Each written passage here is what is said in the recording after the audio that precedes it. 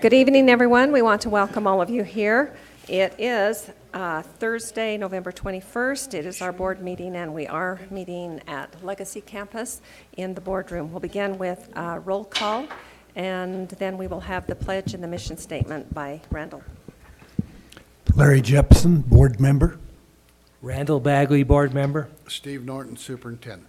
Roger Pulsfer, board member. Kathy Christiansen, board member. Chris Corcoran, board member. Jeff Nielsen, board member. Terry Rhodes, board member. Tim Smith, substitute. And we want to excuse Dale Hansen, who is our business administrator.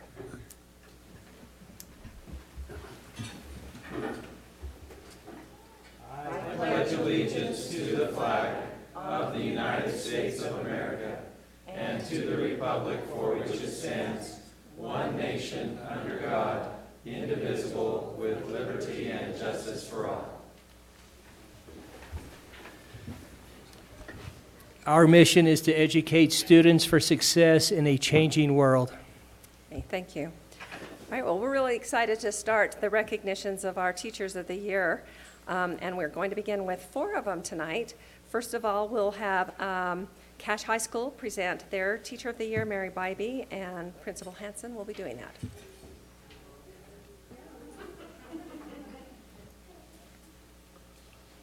So, Chris, did you get mine home?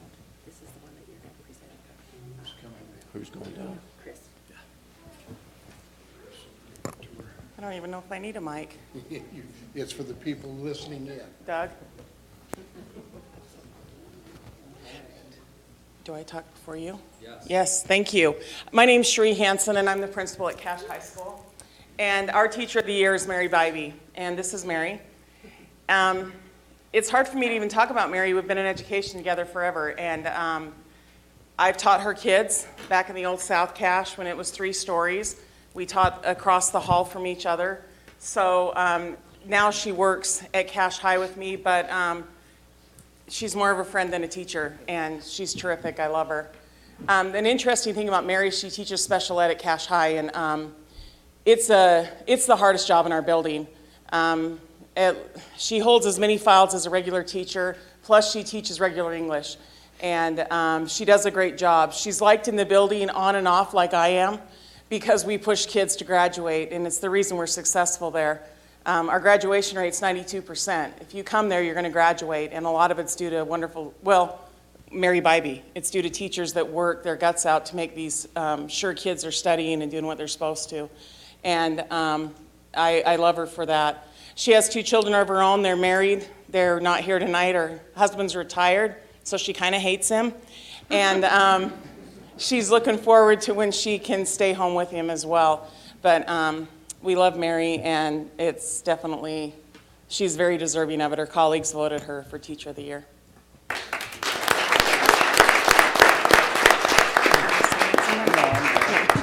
She's not going to say anything, thank you. Oh, she is. It's a rite of passage. Oh, okay. Well, this is for the people out listening in the world. Oh, sorry. Yeah.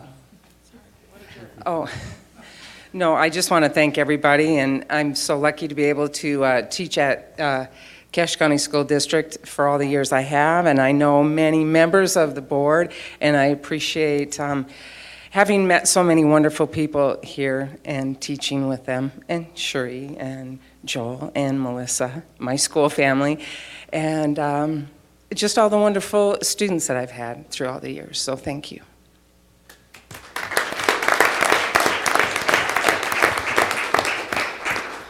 Mary, on behalf of the Cache County Board of Education, I'm pleased to honor you with this award. Thank you so much for your work. Is your husband here, Mary? No. Okay, well, tell him we appreciate him, too, for all the support. Okay, all right. We need a picture. Should have done a selfie, too.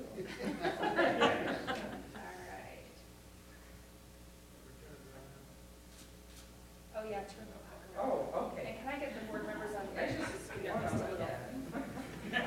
Not you, sure. Oh, you got to be in the picture. You have a choice.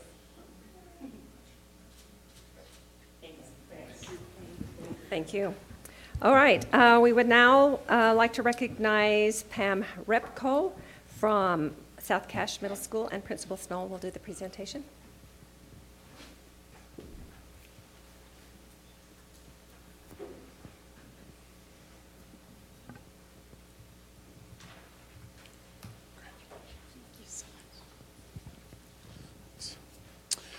Well, I'm honored to be able to stand up here with Pam Repko. This is my first year at South Cache, so my first year working with Pam, but I've known about Pam for a while. I had the opportunity to work with Denise Moritzen at Mountain Crest, who worked with Pam as a teacher, and she talked about Pam almost every day for the last 2 years. I couldn't get her to shut up, but she raved about Pam Repko. So when I came to South Cache, I was pretty excited to meet her. So some things you need to know about Pam. Incredibly empathetic person. She knows and understands the needs of her students. She teaches special education. She's our department head. And in addition to helping those students and pushing them in a loving, kind way, she also is a great mentor to our we have a very new special education staff. There's been some turnover, and some new teachers and some young teachers, and she has taken them under their wing. We have a fantastic special ed staff, and due in large part to Pam's tutelage, so we appreciate her. As I mentioned, she understands the need of her students, and her students love and respect her, and they work hard for her every day. They don't want to let her down, and that's because of the great relationship she's built with her students. Her staff is the same way. They work hard for her, and they love and respect her. I really feel like we have an incredible staff at South Cache. So to be the teacher of the year at our school says a lot about Pam. The staff overwhelmingly voted for Pam to be the teacher of the year. It was quite a thing. Her colleagues really love and respect her. I just want to share a couple of comments from some of her colleagues. One colleague said, "She is an amazing mentor. She has helped me a lot starting as a first-year teacher. She also puts her students first and truly loves them. Pam is an amazing teacher."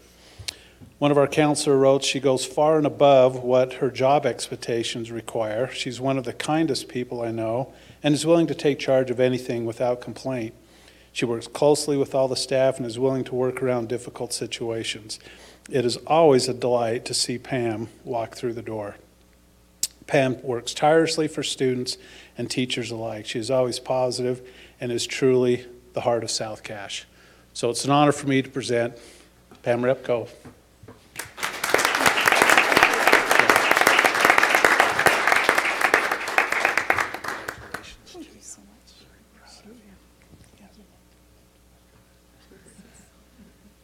I was told I wouldn't have to speak.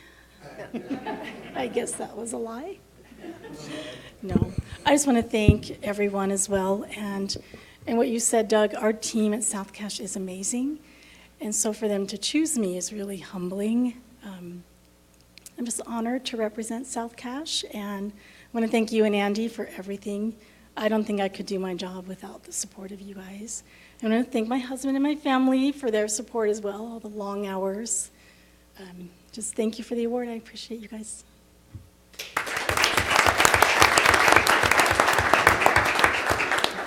Could we have your family stand and let us applaud them for their support? Did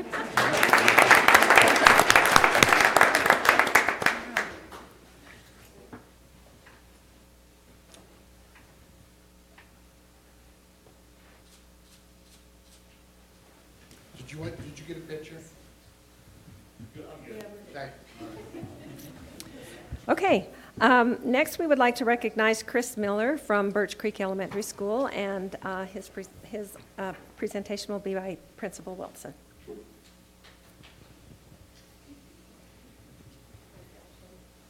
Sorry, her presentation. This is really exciting to recognize Chris Miller for Teacher of the Year at Birch Creek. I was fortunate enough to open Birch Creek, and Chris was part of that team.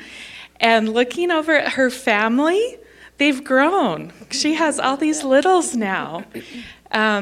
We used to walk the halls and try to figure out how to get our sons through middle school, and Now they're all grown up. They're grown up. So, just a little bit about Chris. She's been married for 34 years. She has 5 children and 6 grandchildren. She has both her bachelor's and master's from USU. She's spent 24 years teaching public education, and 22 years have been in first grade. Her lifelong goals, besides teaching first grade in her family, are to write a book someday and to add more stamps to her passport. One thing that Chris does every day at the end of the day, she tells her students to play outside, read good books, and remember that their teacher loves them, which is totally true. I just have a few comments I want to share from colleagues. There are so many, but I know our time's limited. Chris Miller is an outstanding teacher who truly cares about children. She's a wonderful colleague and teacher mentor who exemplifies quality teaching practices and dedication to our profession. Mrs. Miller is amazing. Her students love and adore her for good reason. She loves them. I'm always impressed by her positive attitude. She puts her students first. I've seen on countless occasions her taking a step back and meeting the needs of her students. She is the best writing teacher. You need to come walk through the halls and see first grade writing samples. They're pretty amazing. When I first made the move to Birch Creek, Chris became my go-to for anything I needed. She's amazing, loving, and a one-of-a-kind friend.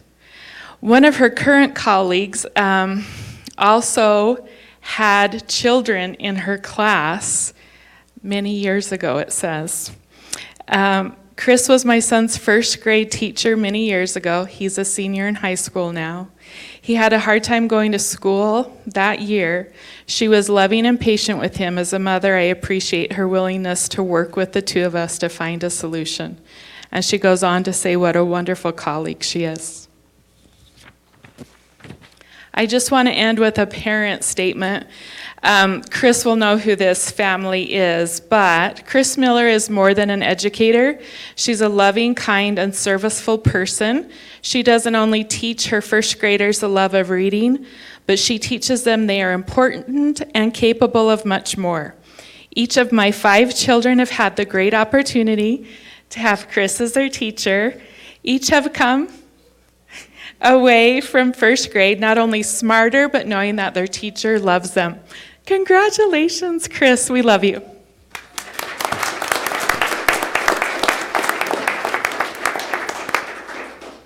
I don't know what to say after that. I am very grateful to be at Birch Creek. I work with amazing people. My students aren't just my students for 9 months. They're my kids forever. And I love working with their parents. I've made some really good friendships with the parents over the years, but I'm very grateful. I'm also really grateful that Trudy's back where she belongs. So thank you, everyone. Is your family here? Is your family here, Chris? Will they stand? Thank you for your support.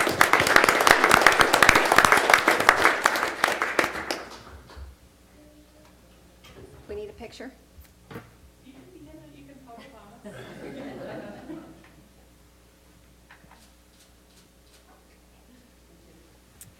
All right, thanks. Okay, next, we would like to recognize Jeremy Ralphs from Canyon Elementary and Principal Williamson. We'll do that.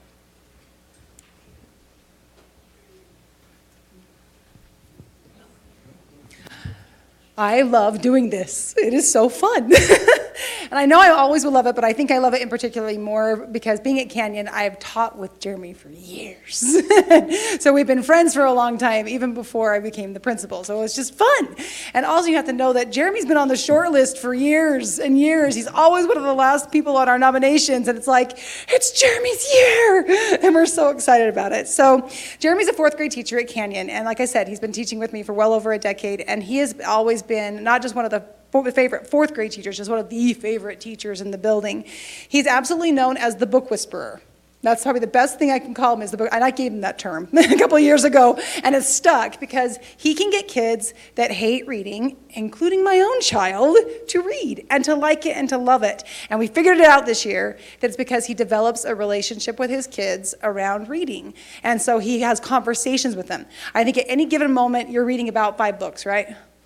At least. And he reads a lot of kids' books along with adult books and everything in between, so he can have conversations with them about it. And so they kind of learn pretty quick that if you read, then you get this private, cool conversation with Mr. Ralphs about Fablehaven or about Percy Jackson, and he'll have this whole conversation about the plot. And that's how he does it. We discovered it. But he does that with kids, and he really does turn kids who do not like to read into readers. And we know it. That's what he does. He's also a huge 49ers and Aggies fan. You will find him most days conversing about sports at lunch with his kids. He eats lunch almost every single day in the lunchroom, surrounded by kids, and then you'll find him outside on the playground playing soccer, football outside with them. You can tell that's why these kids love him, is he develops a relationship with all of his students. I've absolutely appreciated Jeremy and all of the work he's done in the last couple of years developing our math essential standards. We've been working really hard on them for the last couple of years, and he's been one of our big leaders in the school with it. He's been a great example of developing our math intervention, and the 4th grade math intervention has been paying off big dividends this last year. It's really cool to see what it's been doing, and the whole team's worked hard, but his passion for it has made a huge difference. Also, I want to make sure that we mention, especially this time of year, our angel tree. We do a really, really robust angel tree every year for 8 to 10 families of our Canyon families, and Jeremy leads it every year. He never complains. He's always excited about it, and I had to give a shout out to his wife, Tara, because Tara helps him make all the tags. She's nodding. She's like, yes, I do. And they do it together as this kind of family project. And once we cover our tree with literally hundreds of angels, they get picked up by our families over the next week to 2 weeks.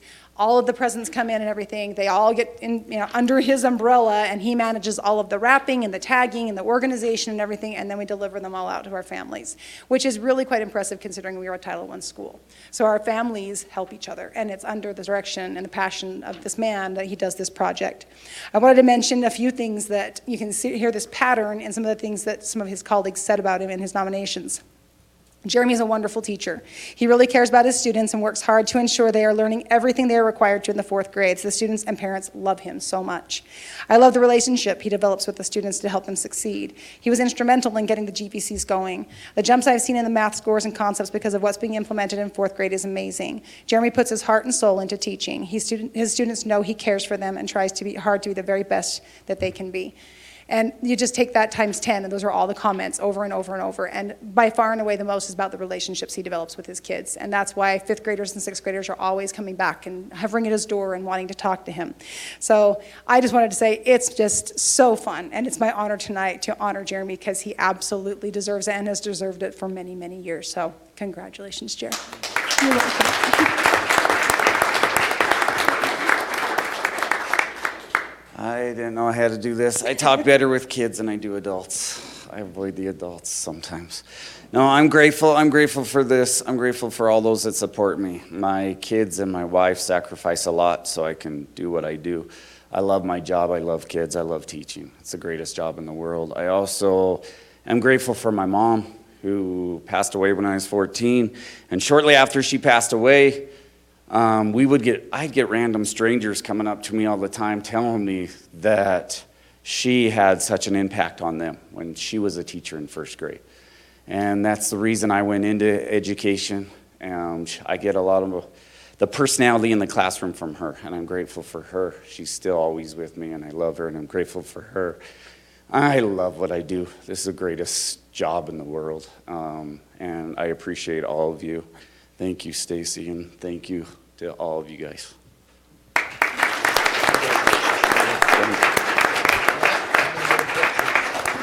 Okay, besides your wife, do you have other family members who can all stand up? He does. Oh, yeah. All right. Nice.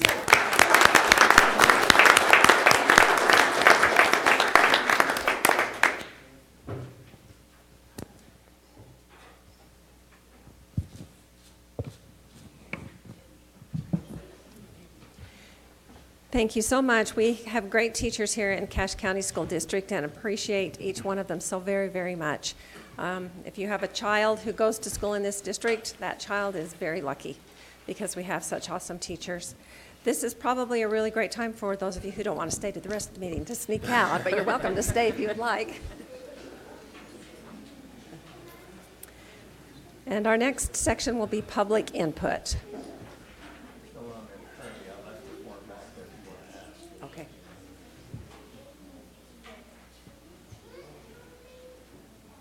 Is there anyone who would like to have some public input? We don't have anyone on the list. Okay. Goodbye to you. All right, we'll go ahead then and move on to the consent agenda, and I will take a motion to approve the consent agenda. I move that we approve the consent agenda as printed. I second. Does anyone have any questions or comments about any of the items? Okay, we'll go ahead and vote then.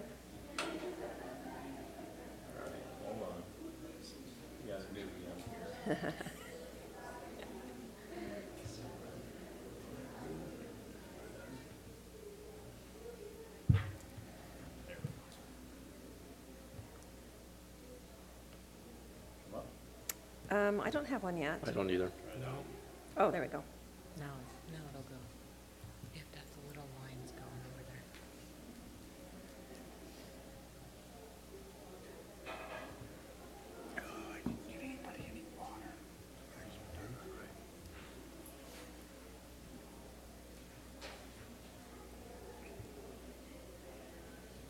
Are we good, Tim? Yes. Okay. All right, I think you just have to say if it passed or not. It passed unanimously. Thank you. Okay, and your microphone is there for you to use also. I'll get this. Sorry. Oh, boy. Okay, we will come down to our action agenda, and I will take a motion to approve the Skyview High School student clubs. I make a motion to approve the Skyview High School student clubs. I second it. Okay, does anyone have any questions about their applications? Okay, we'll vote. Oh, did you, Terry? What? Did you have? Skyview student clubs. Yes, because Trevor's here, so I want to ask him a question. Oh, okay. All So right, you come up need to the go to mic. the microphone over there. I've actually been texting Kurt Hanks to see if he had any changes to Oh. his club, so Okay, I'll let thanks. you go. Thank you. So I think it's a cool idea, but for this Whitewater Club, but so has Mr. Lee done Whitewater? No, he agreed to like be my advisor and kind of like let me use his classroom and stuff and just help me out with things that I need help with. But pretty much I'm the main person running the club, so. So have you done a lot of Whitewater? Yeah. Okay, cool. Awesome. Any other questions? Okay, we'll go ahead and vote then. Thank you. Thank you for coming. Do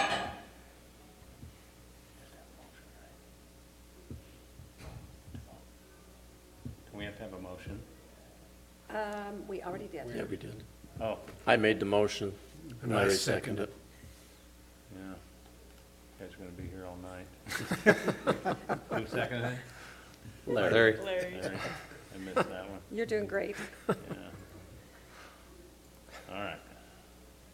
This one's twice as fast as last time. Okay. And the voting is unanimous. Thank you. Okay, I will take a motion to approve the district per diem and mileage rates. And you certainly, the penalty isn't, you have to stay the rest of the meeting, so. Okay.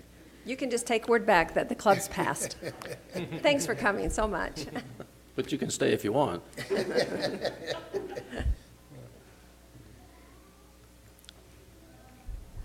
What amount did we settle on? Mike's going to come up and, Yeah, I thought we had some things to present Oh, before thank you, we Larry. passed that. Okay. What's your question, Larry? As I remember, you were going to go back and resolve the question of whether we go with the state rate or with that original proposed rate. And Dale put this together that's attached to your policy. If you go to the very last, the second page on the bottom, He's tying the federal rate to mileage, and so he actually is not posting the rate, but I just looked that up. The 2019 rate is 58 cents a mile. Okay. And so Dale would probably post this every year with the rate there, so you don't have to look it up on the federal rate. And then the meal costs are also associated with federal guidelines that he put together, so. And so are the changes then on our, Are the ones in red. Yes. okay, so, On that second page. okay. The only thing that isn't in red is the mileage, and that was just written out. Yeah. Right.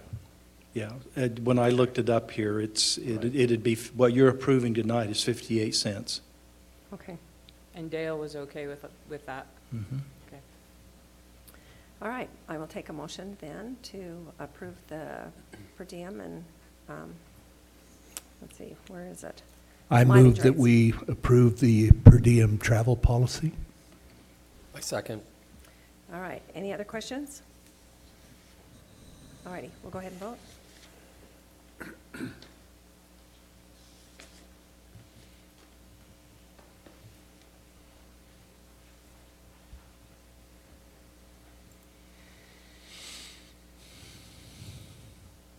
Larry?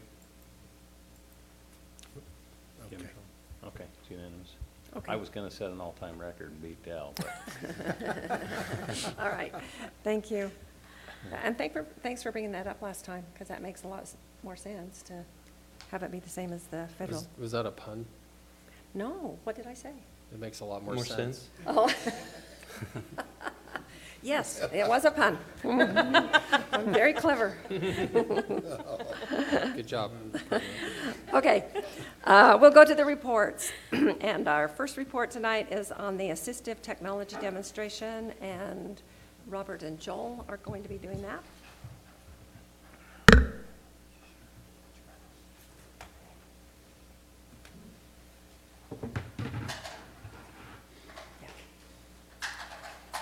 Who's sheriff? Uh-oh. You seen that game? Oh, my God.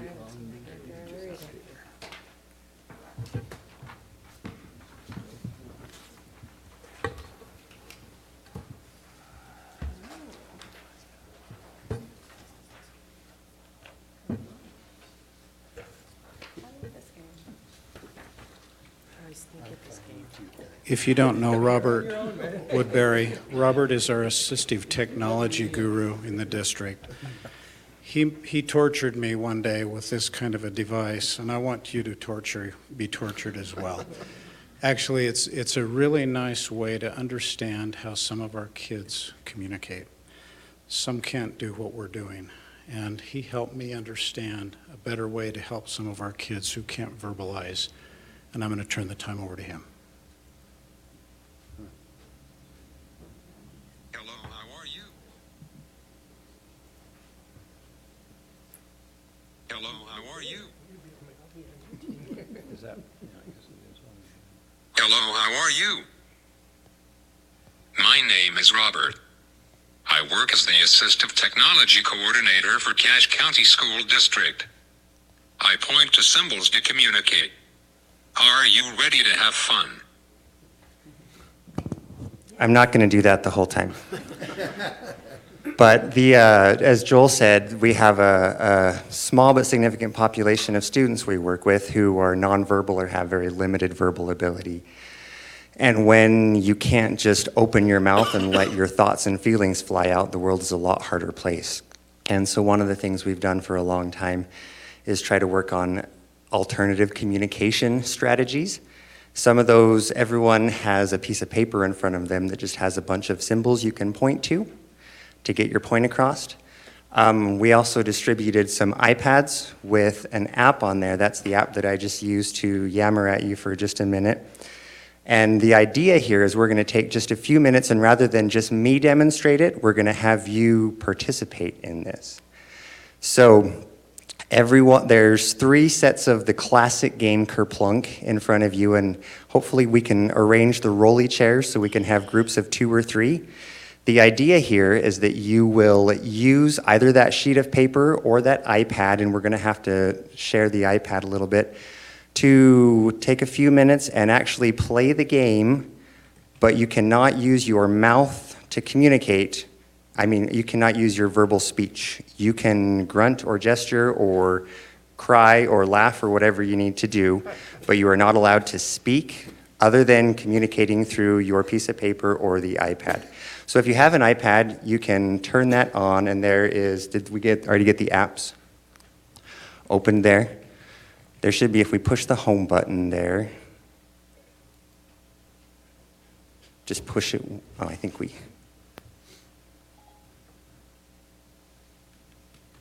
turn off Siri. There we go. These are very simple devices. When you hit a button, your message, if you're using the app, will be spoken aloud and put in that top message window, and you can actually form whole sentences by putting buttons up there and then tapping the top message window. So, any questions before we get really quiet for a few minutes? Okay, so everyone needs to carefully grab your game, because I know we don't have a lot of time. I took out as many straws as I could, so those marbles will start falling right away. The idea here is that you can interact. It would be really simple to just start pulling straws and not say a word, but I want you to try to actually say things like, your turn, oh no, all those kind of things, to try to communicate and just get an idea for what it's like to try to participate and communicate without the words that we've come to appreciate so much. So let's go for it.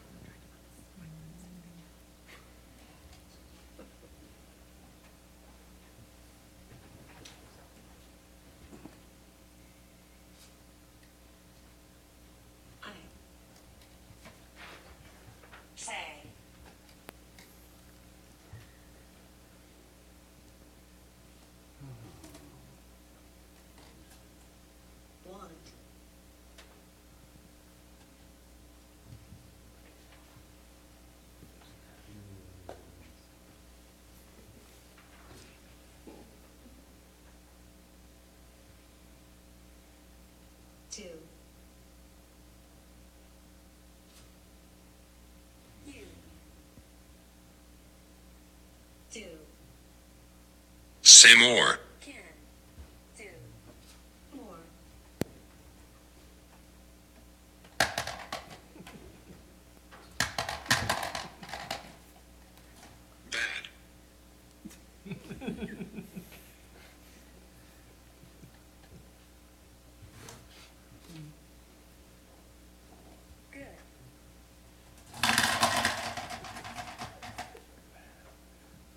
Bad.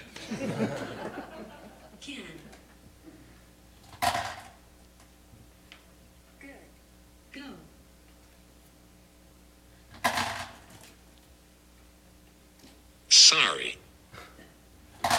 Here, good. Win. I go. Like.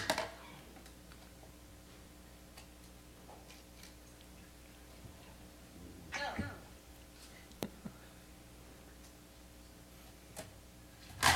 Want. More.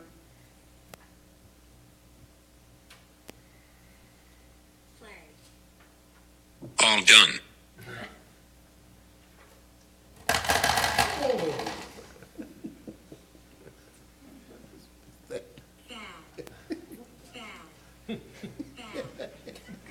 Is that for all the marbles?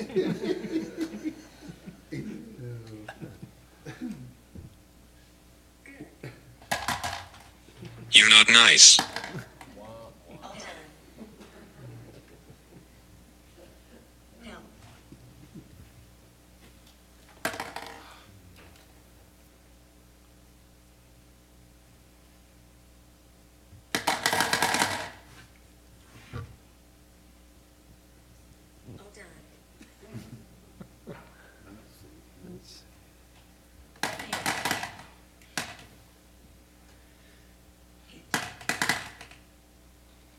1 more minute.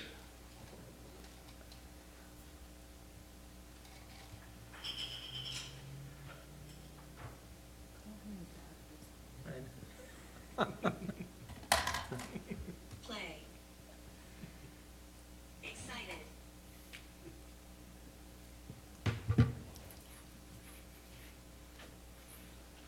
All done. Okay, thank you very much for playing along. I'm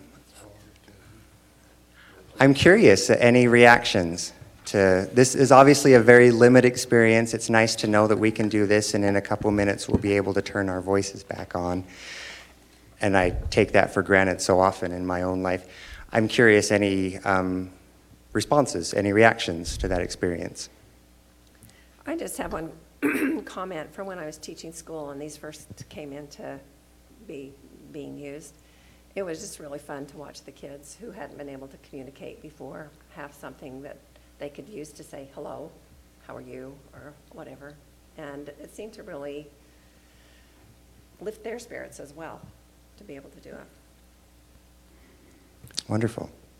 As I remember, students of this type were easily fixated on technology. And this would be a way to draw them in probably much more effectively than language. Technology can be a two-edged sword for sure, because sometimes they learn if I can get into YouTube and watch a video rather than have to talk to my teacher. They'd rather do that instead, but if we can give them meaningful things to use the technology to communicate about, for sure. Coming from a perspective of not having ever done it before, it was really hard for me to express my emotions. I mean, there were words, but I couldn't get the emotion out. That's my experience every time I try to do this. There's so much in my head I want to get out, and I'm so limited. Just one other comment. I read a book about, I think it was a girl who didn't have any verbal communication skills, and her parents really tried hard to help her. And they finally found someone who gave her the electronics to do it. And a lot of the tantrums and a lot of the outbursts and things like that subsided because finally she could put across what she wanted to say. And I thought that was really interesting because I'd never really thought about that that's why the kids are misbehaving, is they're so frustrated. Absolutely. Well, thank you so much for your time. Really appreciate that. I echo the sentiment that has been said before. I have one of the best jobs in the district. I love working with these kids, and I love doing these kind of things and hopefully helping them out. So thank you for your time. I just wanted to add really quick, Robert had me be a part of this demonstration a couple of years ago. And we were with a family group. Sorry. You're fine. In this family group, Robert had them do the iPads as well. And I spent about a half an hour trying to communicate, and I couldn't. Soup, I know exactly what you're saying. And I could not say anything. And the parents were helping me find the right, anyway, asking for a cookie. Anyway, Robert does a tremendous job here, and we're grateful for what he does. And we thought it might be nice for you to just see one aspect of special education. Thank you. Thank you. Thank you. That was fun. I think you got it. Okay, next, the report on public health data.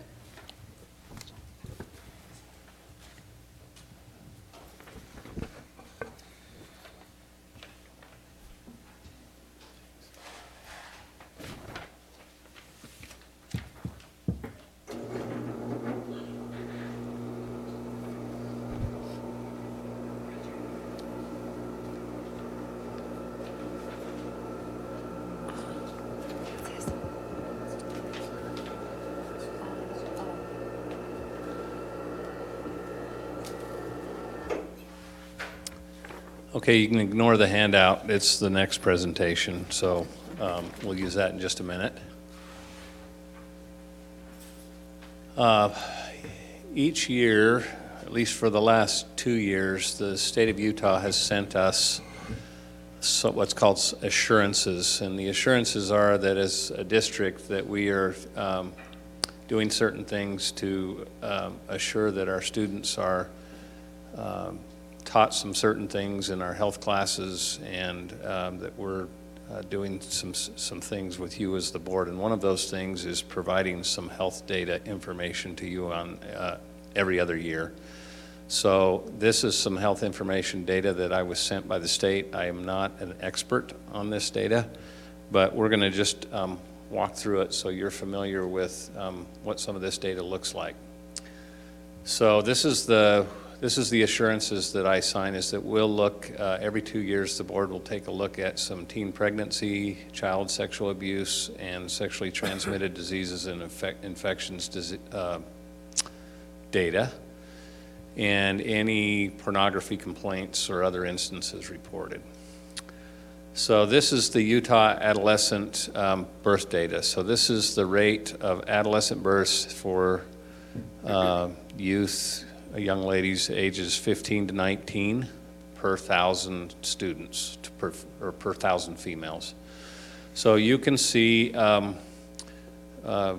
those areas of the state that are at the higher end. This is Bear River, which is our district here. So we're just almost 2 individuals below the state average. You can kind of walk down through that data. This is by race, and this is statewide.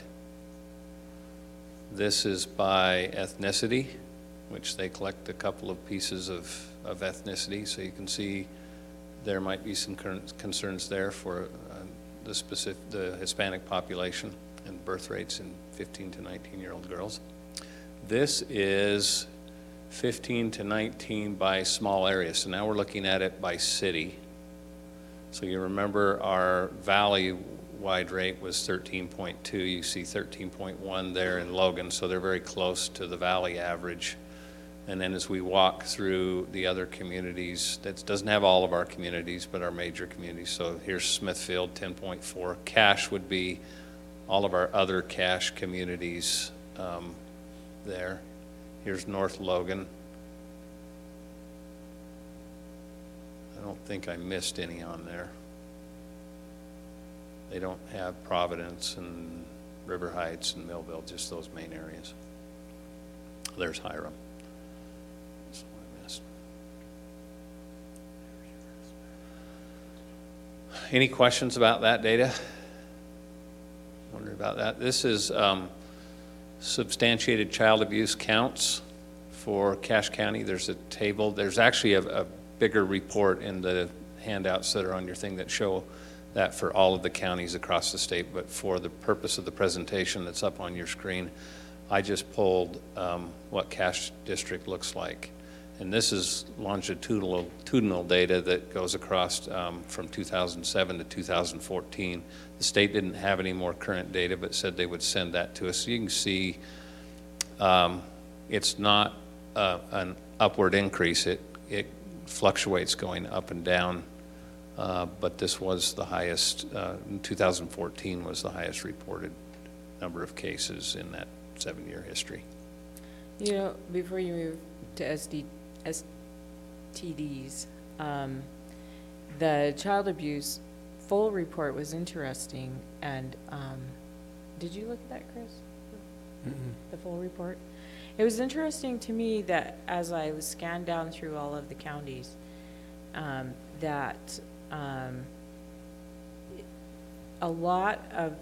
a lot of the longitudinal data, the years 2009 and 2010 were higher, which to me I always think of recession during those times.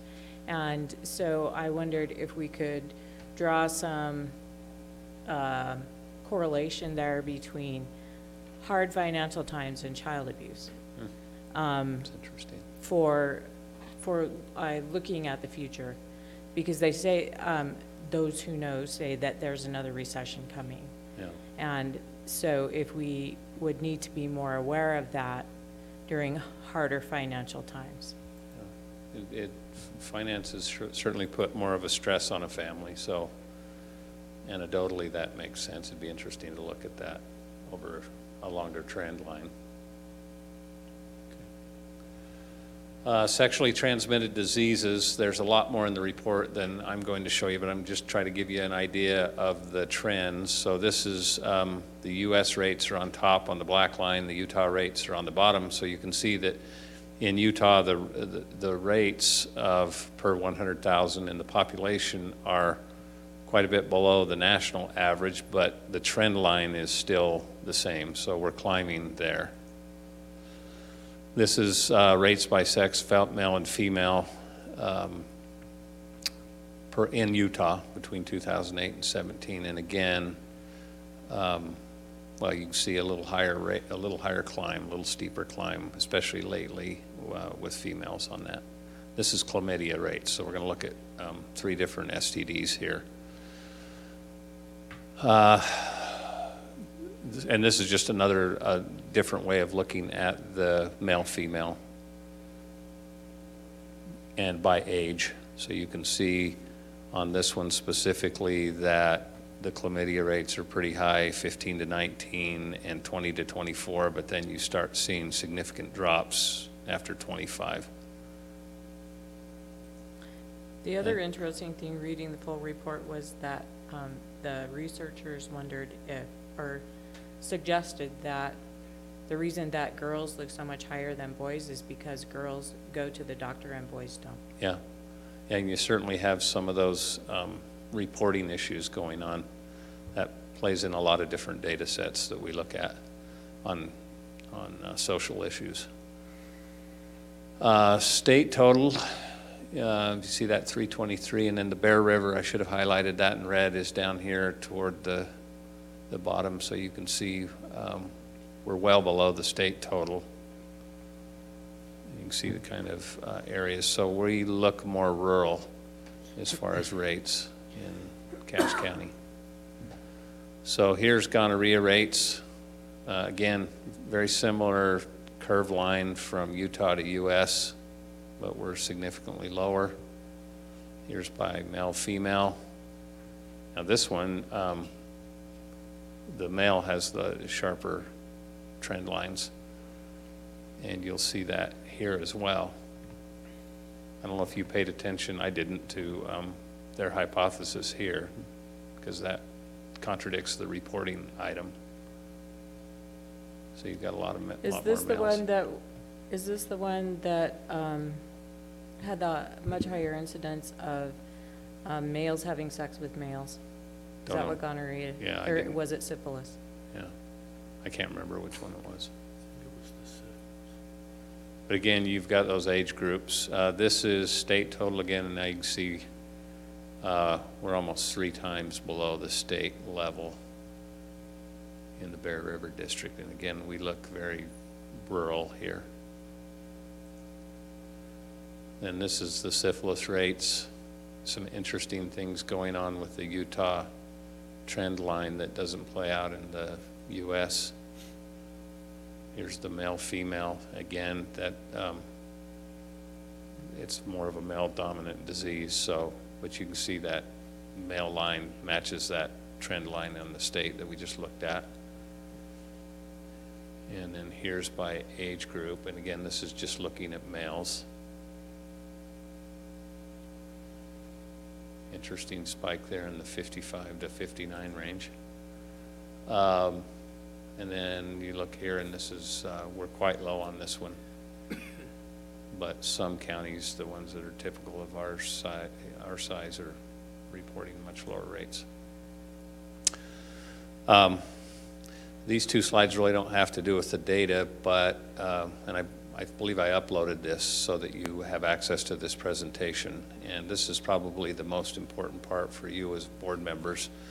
We've been working very hard as district health teams. If you remember a year and a half ago, you approved a Health 1 class to be taught in the middle schools. That class is well underway. We have 4 excellent teachers teaching that course in the 7th grade, and that course is also taught in the 9th grade.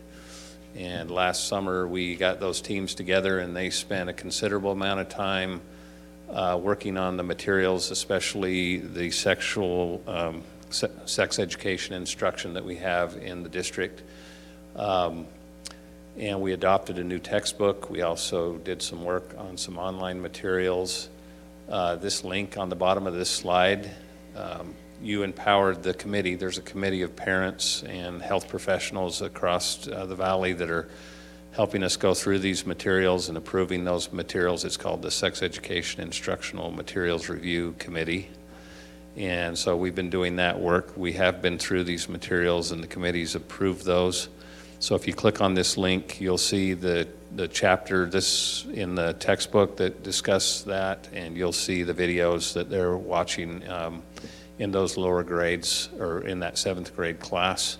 So I would highly encourage you to look at those materials, and if you have any questions or concerns, please let us know as a board. And then this slide contains Health 2, which is in the 9th grade. Same thing, that team worked and we adopted the textbook, so there's 3 chapters there that you can review what's taught there, and then the folder containing the 5 videos. If you get questions from patrons, it's just worth noting that there's several states in the United States that teach an abstinence approach to sex education instruction, and Utah is one of those states. So if you look up this Essential Health book online, you'll notice that there's 2 versions of that book. One version is the version that's sold out in some states that don't do an abstinence-only approach to sex education and instruction. It's actually called Abstinence Plus. And then we use a different book. So if you have parents looking up the book, make sure they're on the right book. So that they know, and our book complies with state law as far as that goes. Are these links on board docs? How do we get to them? Yes, you go to board docs, you go to this agenda item, you go to this presentation, and then you're welcome to click on those links, and that will take you to all those materials. Is it Health Data Review? Health Data Review, yep. Thank you. Yep.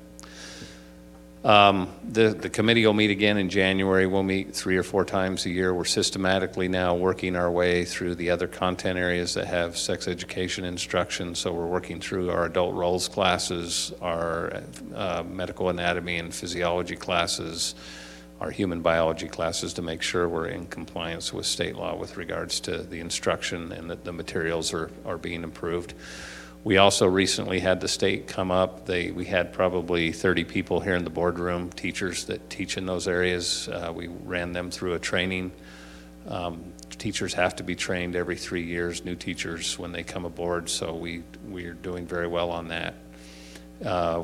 We also are in the process of approving any guest speakers that come into our classrooms and discuss those topics. And so I think we're well on our way of being compliant with all of those requirements. But if you have any questions in these areas, please feel free, if you have patrons approach you, to refer that to me.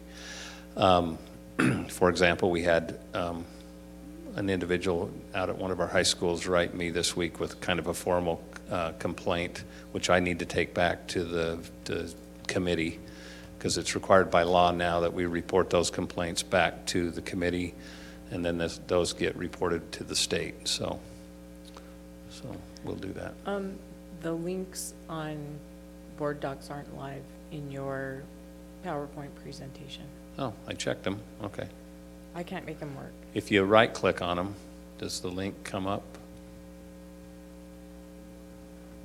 Won't work on there either.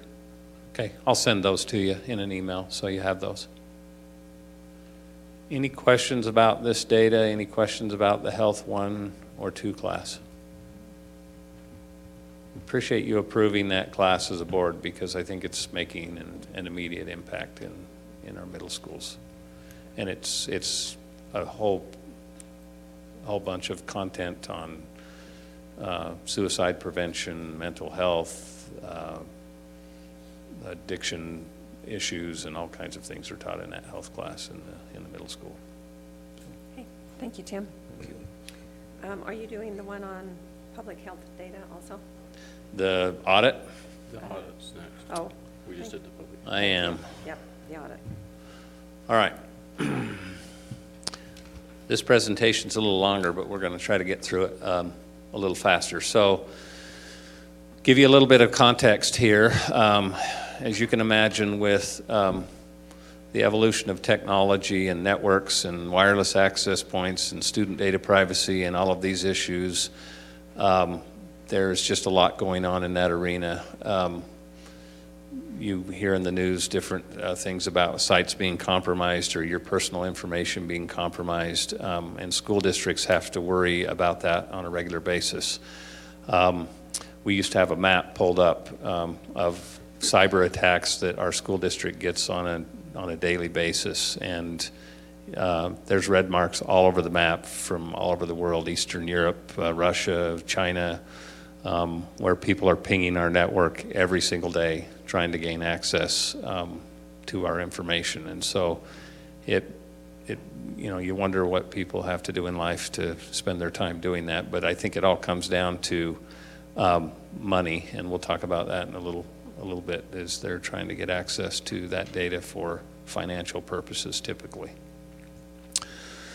So one of the things that our IT team did in 2016 is we ordered a report or a audit, so a self-audit. Let me go over these real quick. So IT security is just basically cybersecurity strategies that help prevent unauthorized access of our data as a school district or our networks. The other reason sometimes people attack our networks is if they can get a foothold inside a network, then they can pivot and do other things within that network as well. So you'd be interested in all of the kind of things they attack.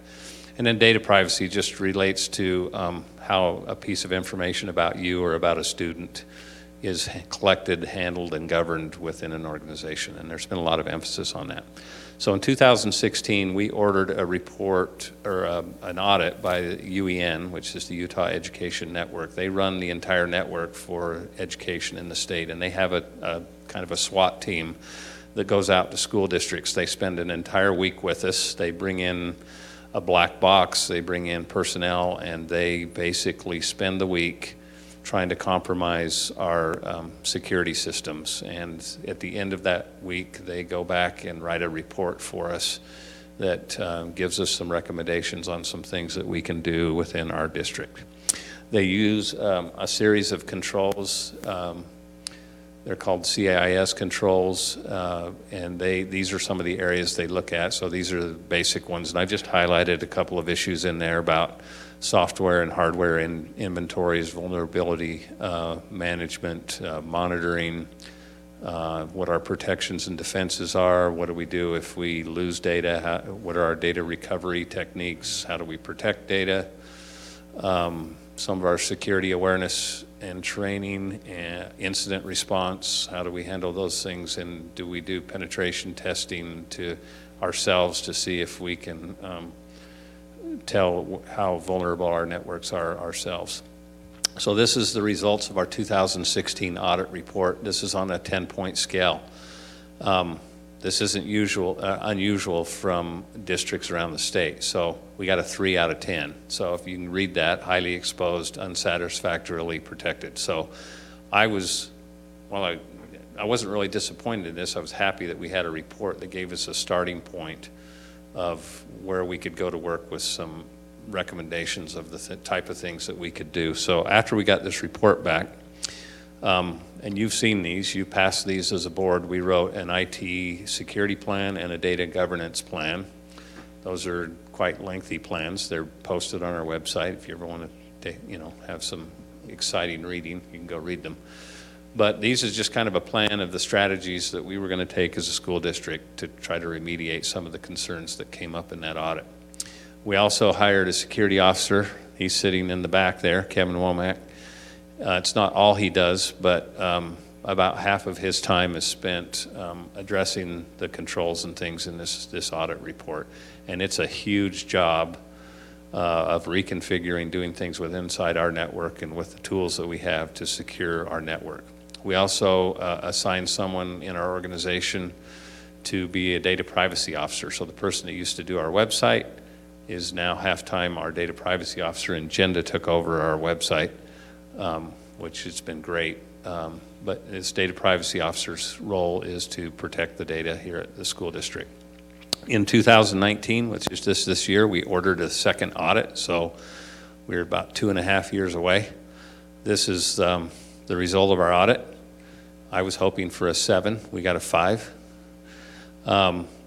They weren't able to get credentials to, administrative credentials to compromise our network, but we still have some work. So we moved up 2 spots on the scale. And we're going to continue to work. Again, it's not, if you knew behind the scenes what goes on in this, you would understand we have a lot of work to do to continue to work on that. So in 2 years, we'll have another audit report, and we'll try to inch our way up there and see if we can get a 7 out of this.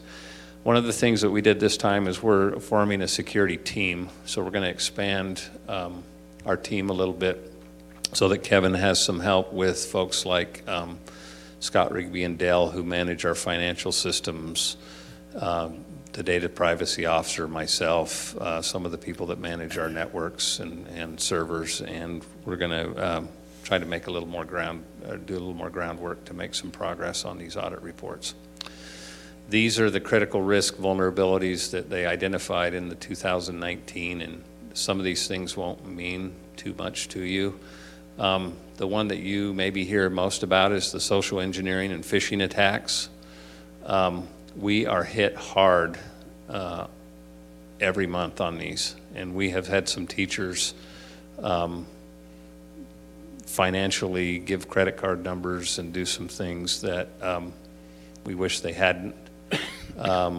Some of them even come in, you get the emails that they're trying to phish you and let you put your credentials in an email, but the ones that have been the most damaging financially to teachers have been the ones where they call the schools. So they get on our website, find out who the principal is, find out one name of a teacher, call the school, tell the principal to go get the teacher. She's got a warrant out for her arrest. If she'll give them her credit card, they will take care of that over the phone for $250, and then the credit card's charged $3,000 to $5,000 by the time whatever the credit limit is on the credit card by the time the teacher gets back. So we're constantly fighting those kind of things with our staff, is just make sure you never give your credentials out to anyone for any reason.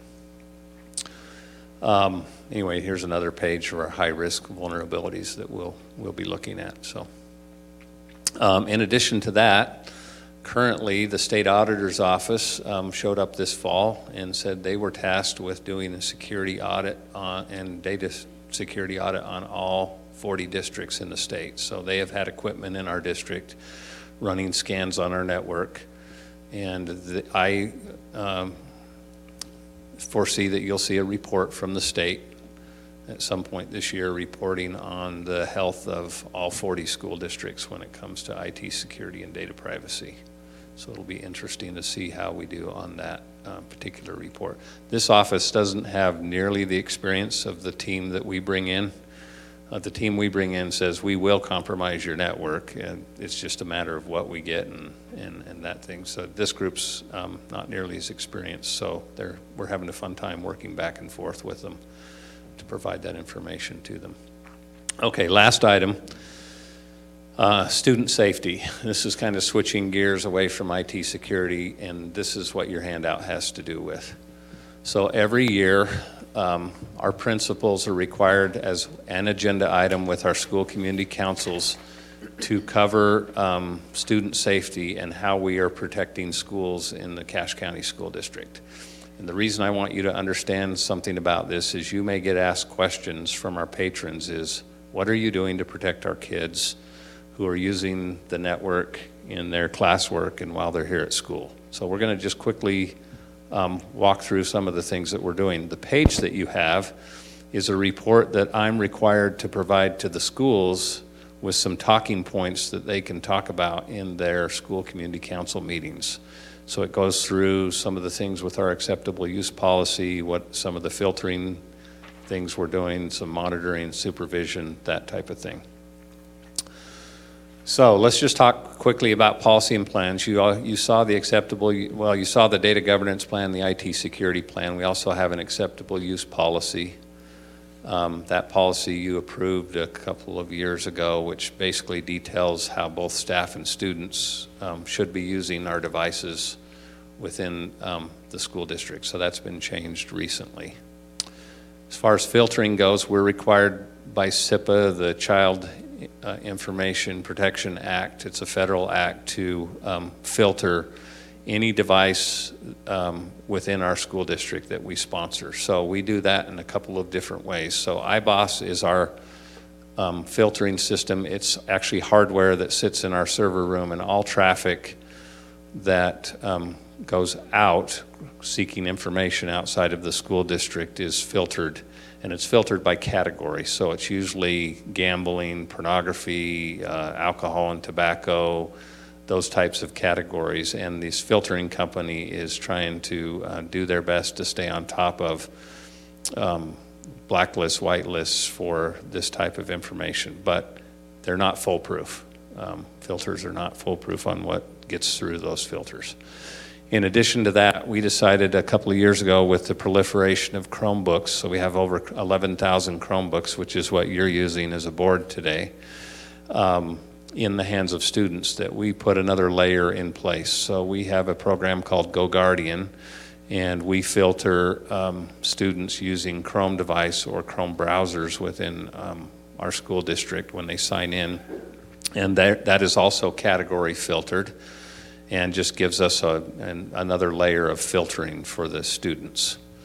And then Google searching, I just want to bring that up. We're a Google district, so all of our email is run through Google. All of our Google Docs that you're using on your devices we're a Google school.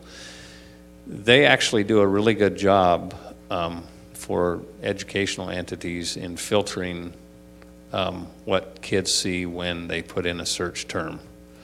If you go home and search on Google, you might get a lot more than if you were in the footprint of the school district and searched on Google. So we block some of the search engines like Yahoo and that type of thing because they don't have that level of filtering, and even the text descriptions that you get back when you do a search are stuff that you're embarrassed to read. So we're happy with our relationship with Google because that filters a lot of that stuff out for our kids as they're just trying to be on the internet and do good things. We try to, well, let me go through monitoring first. In addition to filtering, we have, GoGuardian has a monitoring system, and that monitors two categories for us: explicit content and self-harm. So what happens if explicit content gets through our filters so it doesn't get stopped by one of those categories? We get an email and principals get an email, so-and-so in your school just pulled up some explicit content. That principal can go right out to that classroom and visit with that student. And I think a lot of students, when we first put this system in place, although we don't have a lot of cases, it just made a difference to have a principal show up 5 minutes after you put a search term in there that you shouldn't have, because it raised the level of accountability with our students. And I think that's been a really positive thing.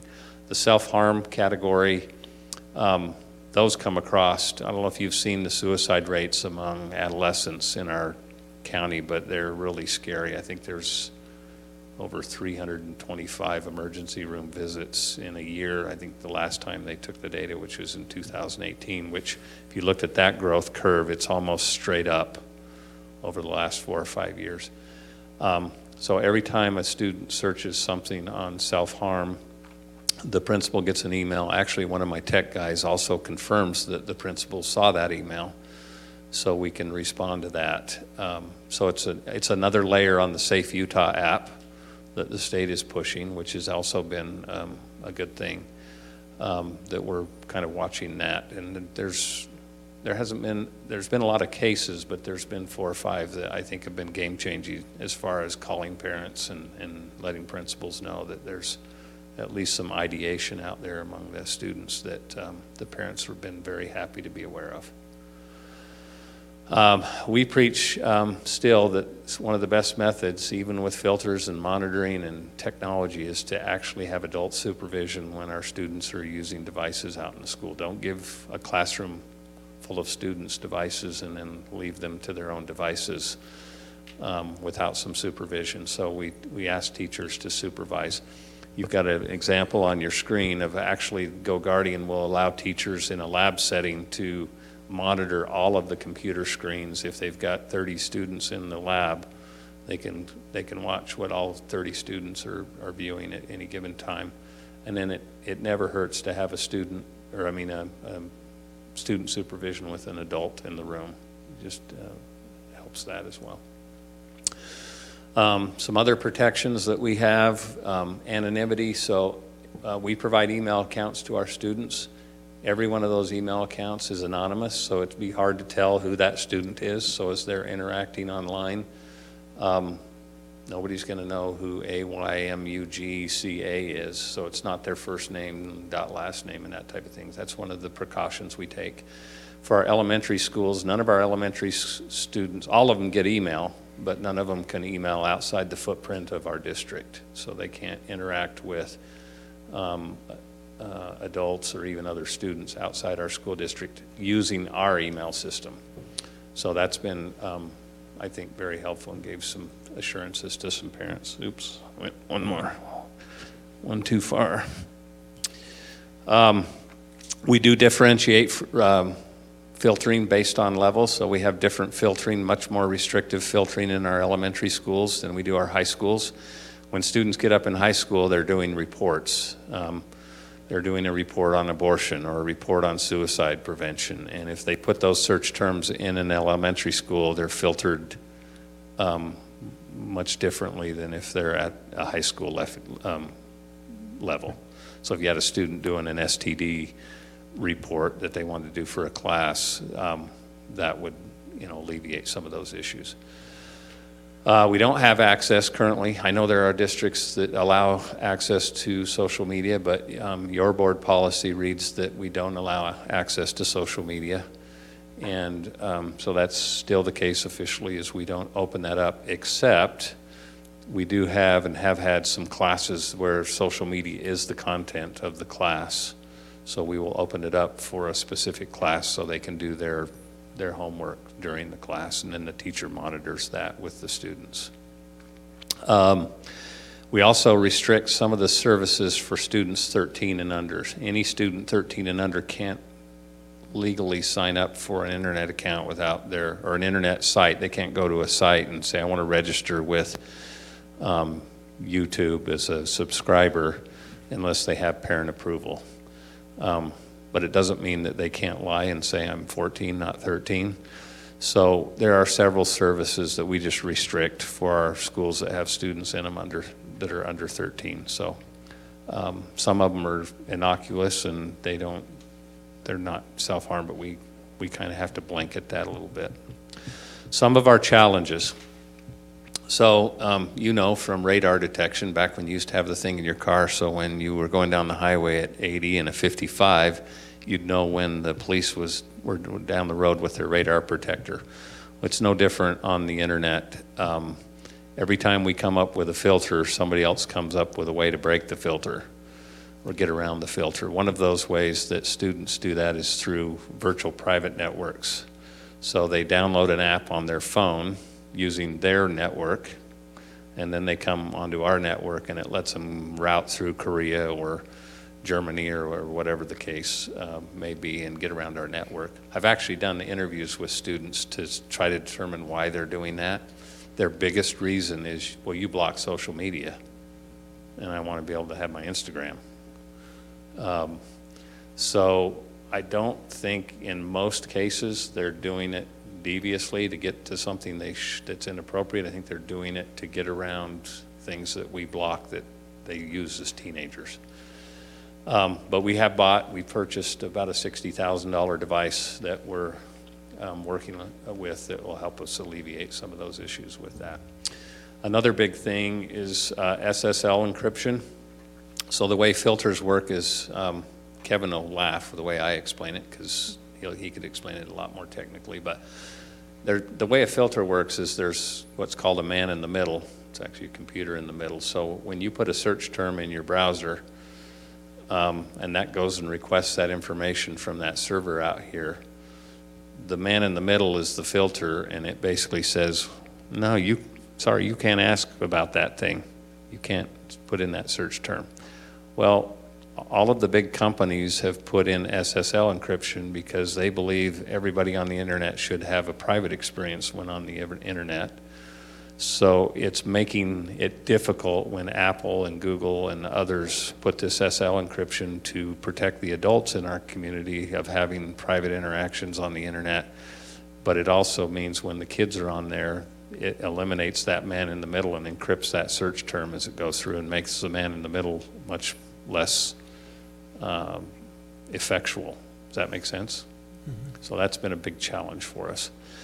Cell phone access. We rewrote our cell phone policy. We made it cellular device policy. I'll talk about that in just a second. But kids now walk into our schools with cell phones and they're not on our network.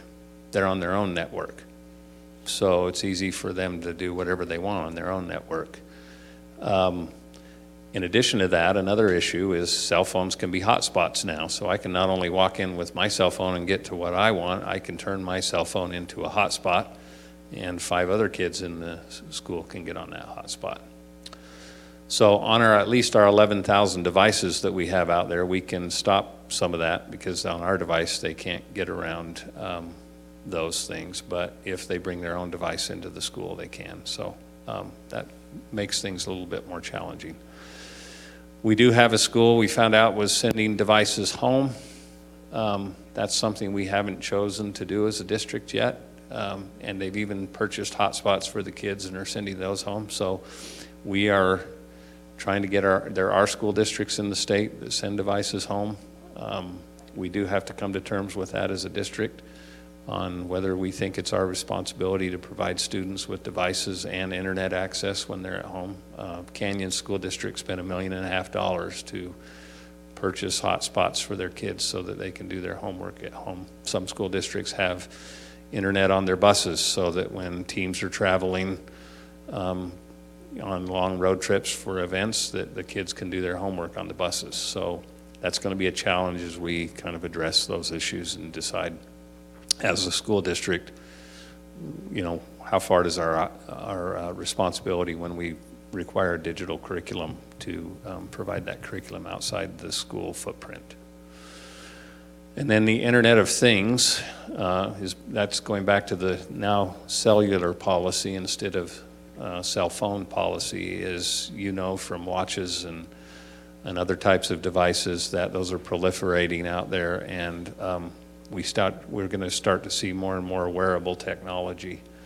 In fact, we have to be really careful when we change our settings on our wireless devices now because we have so many kids in our school district whose medical devices are connected to our network, and it monitors their insulin and those types of things. And so we have to be cognizant of those Internet of Things as we do that. We've got a school out there now with vape sensors in the bathroom so they can tell if a school is, or a student's in one of our restrooms vaping, which, you know, there are issues with that currently. So all kinds of things kind of crop up when you start talking about all of the things we can monitor using a network. Any questions? I think that's it. So, Tim, do you have an opinion on the allowing of social media? You know, what our policy is now versus what other districts are doing. What do you think about that? Is there a precedent? Do we need to revisit it? What? I don't think it would hurt to revisit it at some point. It's a double-edged sword. In a lot of ways, it's nice not to have to worry about that drama of social media during the school day. And those students who are insistent to do it on their own networks anyway. Mm-hmm. So it's, in a way, it's nice to have a policy that we just don't worry about that. We're here to educate you during the day, not to support your social media activity during the school day. That's why in the cases where it is the content, there's a course on that. I can go into more detail on the type of courses that teach that, but they are legitimate and have a pretty good educational purpose to them that we allow that. But yeah, we, as a district, we use social media, so we send out a lot of stuff on Facebook. We send out a lot of stuff. In fact, we're just launching our Instagram. Jenda's been working on that and trying to get our Twitter feeds a little more out there than they have been with subscribers. And so those kind of things we market to our parents are those avenues where we should open some of that up so we can communicate more effectively with our students. Okay. And so that's worth visiting, I think, for that reason, possibly. I have my own views, but they tend to, I'm told I'm way too far on the conservative side on that, and so there probably needs to be some discussion then about that if you think that we look at that. Okay. Neil Postman in his book Technopoly once said, every technology is a burden and a blessing at the same time. It's not either or, and that we just have to consider those aspects of it when we kind of put that technology into play. Okay.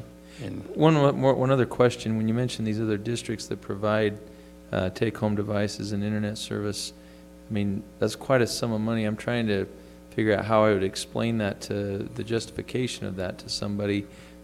Do you know why they have chosen to go that route? Yeah, I had a 6 challenge on here, but I took it off, and it's wolves. It was called Wolves in Sheep's Clothing. A lot of time in education, we're fad-driven, and the companies that are trying to make a profit on school districts and devices and technology will come up with some interesting ways of doing that. Personalized learning is a good example. Obviously, personalizing learning to students and differentiating instruction and trying to reach the needs of individual students is important, but that term's been used to sell devices to kids. Or the homework gap is another one that companies are pushing a lot, is there's a homework gap. And some kids can do homework at home and some can't because they don't have internet access. There is some legitimacy to that. But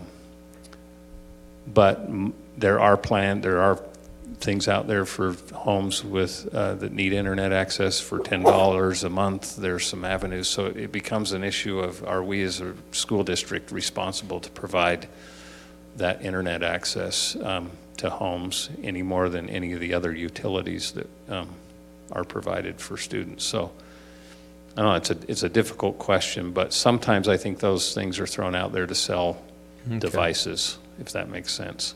Okay, thank you. Thanks for the presentation. Could I ask one quick question too, for you and for Kevin? Is just going back to the internet security issue, the progress from say a 3 to 5 and future progress from 5 upward, I mean, I know that those kinds of metrics are really rough, when you're talking about a scale of 1 to 10, but is the progress a matter of just personnel, meaning the man hours that need to be dedicated to the problem to improve? Does it boil down to that mostly? I'm gonna let Kevin answer that, because I mean, just needing bodies who go through the grind of going through the checklist of things that need to be done to improve security. I think me and Tim are on the same page, so hopefully I don't say anything he disagrees with. But I think that first audit, that when we got a 3, it very much was staffing. We always had people, myself included, that worked. We've always wanted a secure network and to do our best. We just really, at that point, weren't in a position or hadn't really pushed to have somebody that did that. That's what they did. And after that first one, as we were able to rearrange some things, and where I'm now able to really focus, we really got the ball rolling. With that, and I'll just throw this out, and we definitely had a lot of work. We've come a long way. We still have a lot of work. That 3 out of 10 is probably the average, or probably what the majority of people were. It sounds terrible, but yeah, we just didn't have sole focus on security, and now we're at a point in this world that you have to have a focus on that. So yeah, I think we've definitely moved. It initially was some staffing things. Now we're really just started to roll through the checklist items, like just real methodically going through and tightening up some of those things. Thanks. I guess the reason I'm asking, and first of all, thanks for all of your work. I mean, that's a hard job, almost impossible. And, you know, you've obviously made a lot of progress, so that's really impressive. Part of the reason I'm asking is I'm wondering if it would make sense to explore partnerships, say, with the university, where expertise would be provided by students who, you know, have training. That expertise could be, you know, cheap, because for the students, the experience is really valuable, but they could provide the attention, you know, the staffing perhaps, that might be needed to help you to continue to go through that checklist. I mean, it would be very symbiotic, you know, to have students who are working on problems like this and gaining experience, but helping you to make even more progress in the future. I'm just wondering if that's even something that we should explore. Yeah. I've been a huge believer in interns. So when I was at Skyview, we brought in the first social worker interns. We brought in the counseling interns, which is now happening across the school district. When I took over technology 6 years ago, we brought in technology interns. So about 4 or 5 members of our staff are actually university students that come in and help us manage our technical support on a daily basis. But I'd like your idea of where you're headed with maybe some even other expertise. The difficulty is finding universities that have, like for USU to have a specific security focus.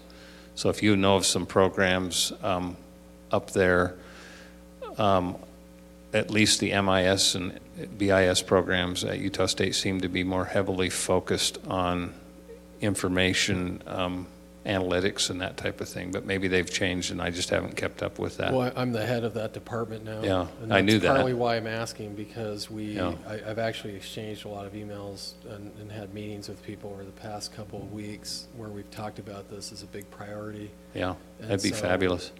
This kind of model would actually be, I think, advantageous to both sides. So, Yeah, it's a you know, win-win. if there's any way of making that concrete, you know, we have access to funding that would support that kind of, you know, that kind of partnership. So I'll, you know, outside of this meeting, I'll talk to you Okay. about how we might, Great.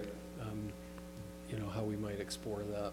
Yeah, I just talked to a group the other day about bringing in even in our student databases where and information systems where we need additional help of potentially using interns for that. So I'll look forward to talking to you about that. Thanks. So who's going to get in touch with who here? I'll get in touch with Okay. them. Yeah. And actually, one additional comment, I told Kathy I unfortunately have to step out right now, but I do want to make a comment related to this and, you know, to maybe some other issues that we've talked about previously. You know, the other day, John Huntsman Jr. gave a talk in the Huntsman School, and I went to that talk and I actually talked to him afterward for a little bit, and part of it had to do with this issue, you know, of cybersecurity. And so it's something that we want to make a big priority because, you know, the cost is huge. You know, obviously there's a vulnerability, but a lot of public entities are held hostage, until they pay up. Yeah. And there's been a lot of, attention paid to that in the news media. And so I just want to let you know, we're actually trying to bring on board somebody who used to be the CIO for the state of Utah in our department as a faculty member. And so, so we feel like we're going to get traction in that area. It might be something that we can do to help you. I just want to make a quick comment before I leave that's not quite related to this, but related to Governor Huntsman's visit.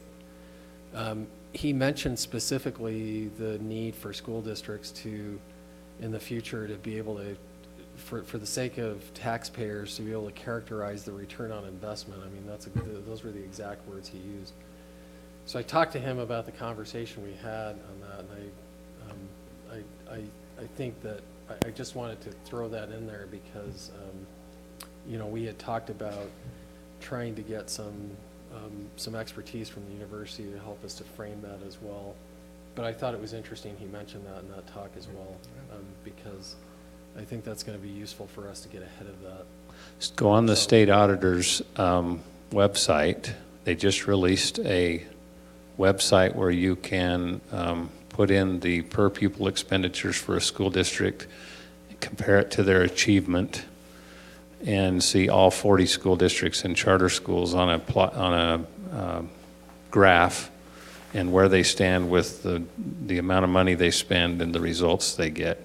Thanks. I haven't seen that, but Cash I'm gonna guess districts it probably doesn't tell the whole story. No, it doesn't. So it'd be nice for us to get ahead of that. Yeah, but cash is number one on that site. Is that right? Yes, yeah, we get the highest output for the least amount of money of any school district in the state. Well, that says a lot about all of you guys. Be happy to sit down and talk to him. I think he's probably going to be a player in the future. Yeah. Yeah. Thank you. Yeah. Thanks. Thanks, Chris. Okay. Thanks. All right, we will move on then to item number 4, the school capacity study report.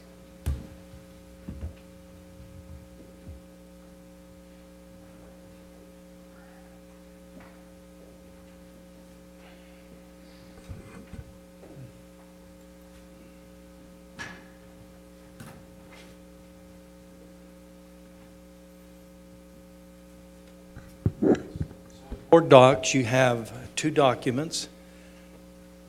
Let's see, I've got to get on the right document here though, don't I? The first one is the worksheet. And this is the worksheet that Gary and I used when we went out and visited with each school principal, and the things that we talked about that we tried to document as we went around to each of our schools. So this is the work behind the other sheet, and I'm going to bring that up for you right now. And that's the one that we'll be talking about here. No, brought the wrong one up. This one right here. So this is a summary of the numbers that are on that worksheet. And there's 2 or 3 things I want to point out on secondary, and then Gary will report to you some information on the elementary. So on the bottom of that are the secondary schools, and if you take a look at, okay, who's over 100% and how they're making it work, the first one is Spring Creek, and they're at 104%. They have two portables sitting on that campus, and then we did add 2 additional classrooms this summer inside the exterior building, the shop area and things like that, where we converted and added a couple more classrooms. So even with those added, that's where Spring Creek is right now. So they're probably my greatest worry as far as secondary goes on capacity, and they're in a high growth area. Overall in secondary schools, you can see there on the right-hand side, there are 6 portables sitting on secondary campuses. And it shows you where they're at. There's 2 portables at South Cache, 2 at Spring Creek, and there's 2 portables at Mountain Crest. That's it for secondary schools. Whole different story when Gary talks to you about elementary schools. The other secondary growth issue that I would just point out to you right now is Green Canyon High School. You can see what their current numbers are. They're at 89%. Green Canyon opened in the fall of 17, and 2 years later, they've grown 323 students. They're on the same growth projection as what Ridgeline was on. And maybe not quite as fast a growth line as Ridgeline, but when you're looking at those two schools, they are just taking the brunt of the growth right now. So that would be the other one, we keep an eye on. The other one, North Cache, you can see North Cache is sitting up there pretty high. They're at 98%, but they've had a growth bubble bounce through that school the last 2-3 years. And when I run the data through Power School by community, it shows that the bubble goes through this year and they start to drop just a little bit. So I'm not, just something to keep an eye on at North Cache right now. As that bubble is passed through, of course, that bubble's now going to travel on to Skyview and some of Green Canyon as well. But so as far as secondary, that's what we're seeing right now and how schools are handling themselves and their growth. It was interesting when we sat down and we talked with the principals. Anyway, when I had the conversation with principals, anytime you have a vacant room, they want to do something else with that room. And so it's not that you're going to walk in any of these schools and see a room vacant. They're doing something else. But we've identified it when needed as an instructional classroom, because that's its purpose, and then other things would have to be other places. But they're good at using their space. I have to give them credit for that. So, all right, Gary will give you some information on the elementary. Okay, if you'll take a look, we have 8 of our elementary schools who sit at over 100% right now. You say, well, how does that happen? What do we do? Just like Mike said, if you look off to the side, you'll see the number of portables that we have, and that's how we continue to operate, even though it shows over 100%. Heritage, for example, when we built that school, we were a K-5 system. And so we had what we called a 4x4 sections on each grade level up through 5th grade. We've now added 6th grade, and that's why you see 4 portables out behind Heritage, and that's why we show that, over 100%. If you look at our total number of portables, we have 33 of those sitting on elementaries right now. 3 of those we just moved in this year. We moved the 3 that were sitting at the old Cache High. We moved one of those, a double wide actually, up to Sunrise, and we're glad we did. Sunrise numbers increased by 63 students this year over what we had projected. So that double wide, technically we're kind of a year behind on our FTE, if you will. So we didn't count those 63 kids, and yet they're there, but we have the portable ready for them next year as we give them a couple additional FTEs and a couple teachers to fill those. The other one, we put one at Canyon Elementary, and they were up next, as just behind Sunrise. They had 50-something new students move in this year. If you look at all of those 8 that are above and the others that are, below the 100% mark, we have a couple things that have happened in the elementary over the last 5 or 6 years that's really made an impact on the capacity of our buildings. First of all is the fact that we moved 6th grade into the elementary. We currently have 50 classrooms that are being used by 6th graders across our 17 elementary schools. The other thing that we have is we have 15 classrooms in our elementary schools that are being used currently for preschool. And if you back up 5 or 6 years ago, that was not common. What did you say, how many there are? 15 classrooms being used for preschool in 17 buildings. Now, there are only about 8 or 10 of those schools who have a preschool. Some have 2. So not all schools have a preschool. I looked at, just out of curiosity, our schools that are over 100% capacity, and there was only one of those schools that not having preschool there would bring them below the 100%, if you will. Most of them don't have a preschool at those schools. The other reason that we find ourselves with some of these buildings at 100+% capacity, this year we had 537 new kids come into our district that was above what we had anticipated as we rolled all of our numbers forward. 312 of those were elementary kids. So, and one of the really interesting facts for me was the fact that we gained, from our first day count till our October 1 count, in the elementary alone, we gained another 131 kids from the end of August to 1st of October. So, anyway. How much does dual language play into this? Because I noticed Providence and Heritage and... Okay, yeah.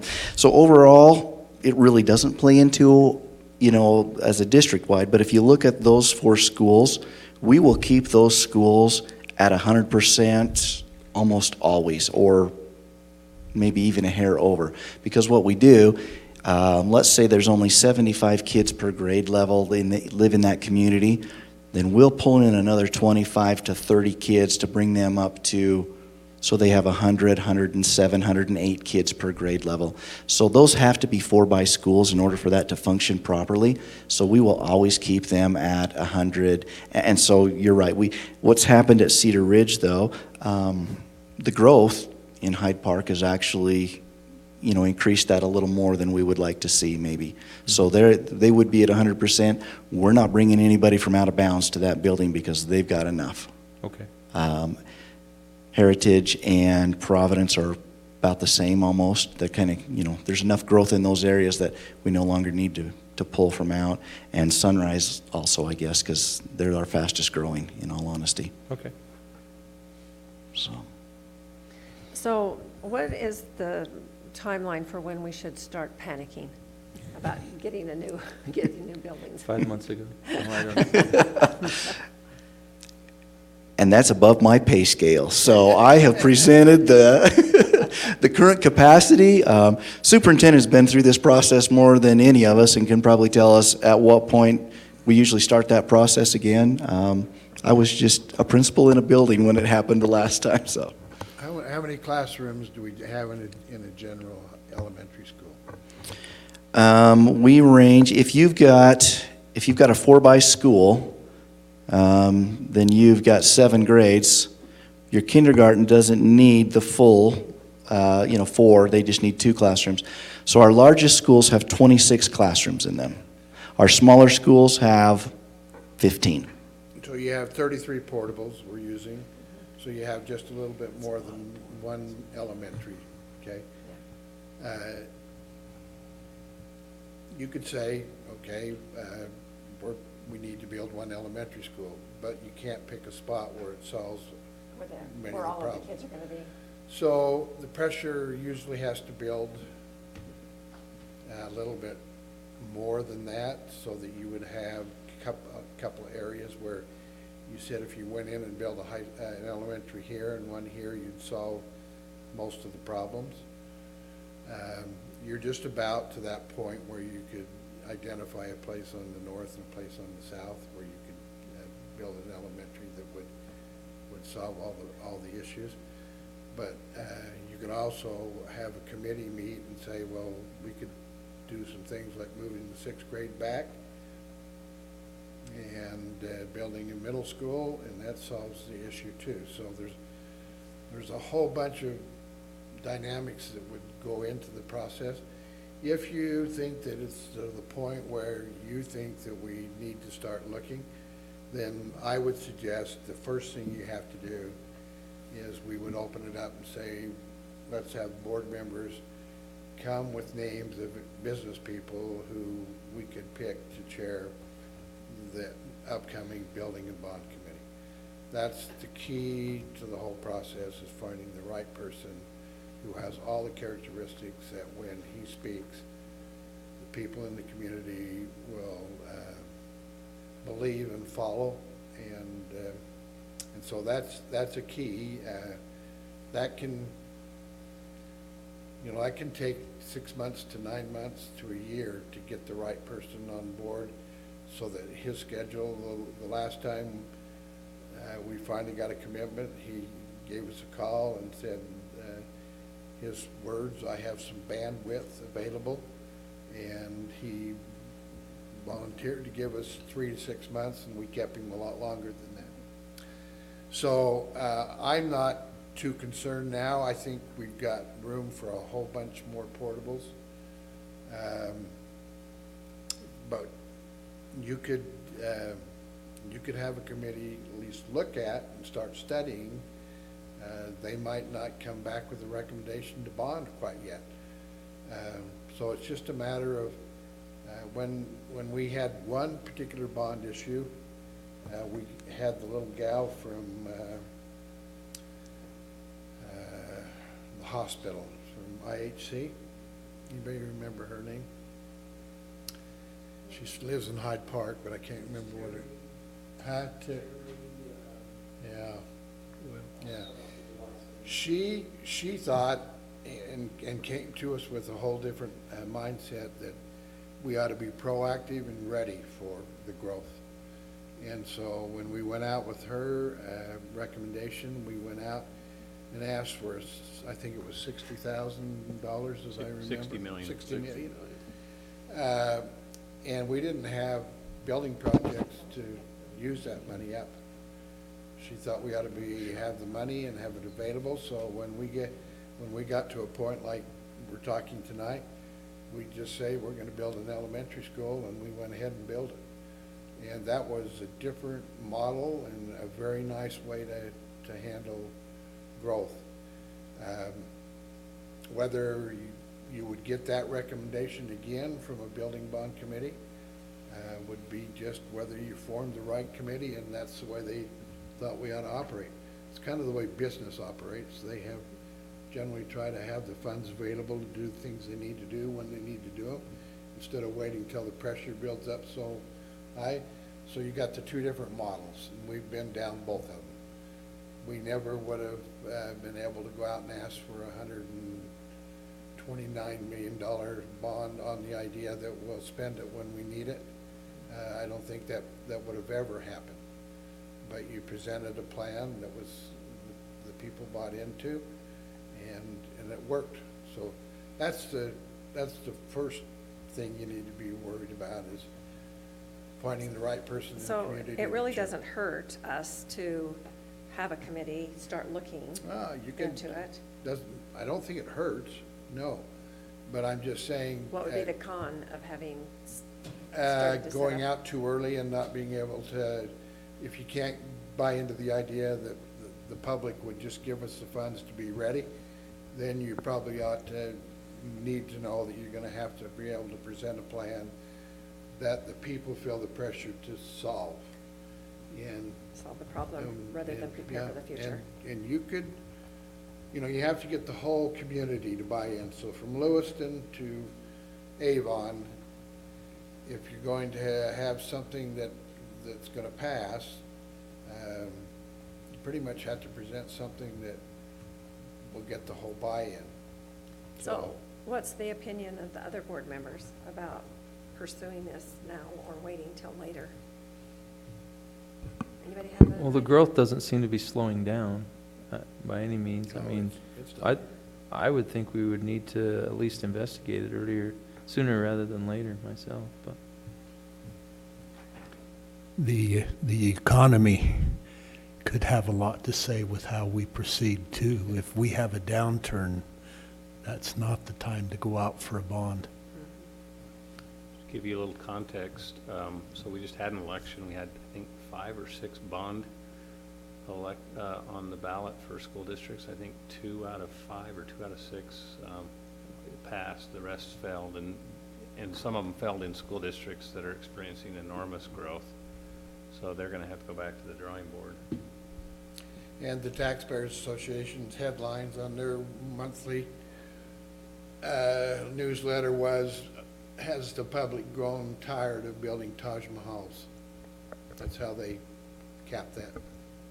So, The question I get from parents first after complaining about the crowding, especially in elementaries and at North Cache, the question always is, are portables bulletproof?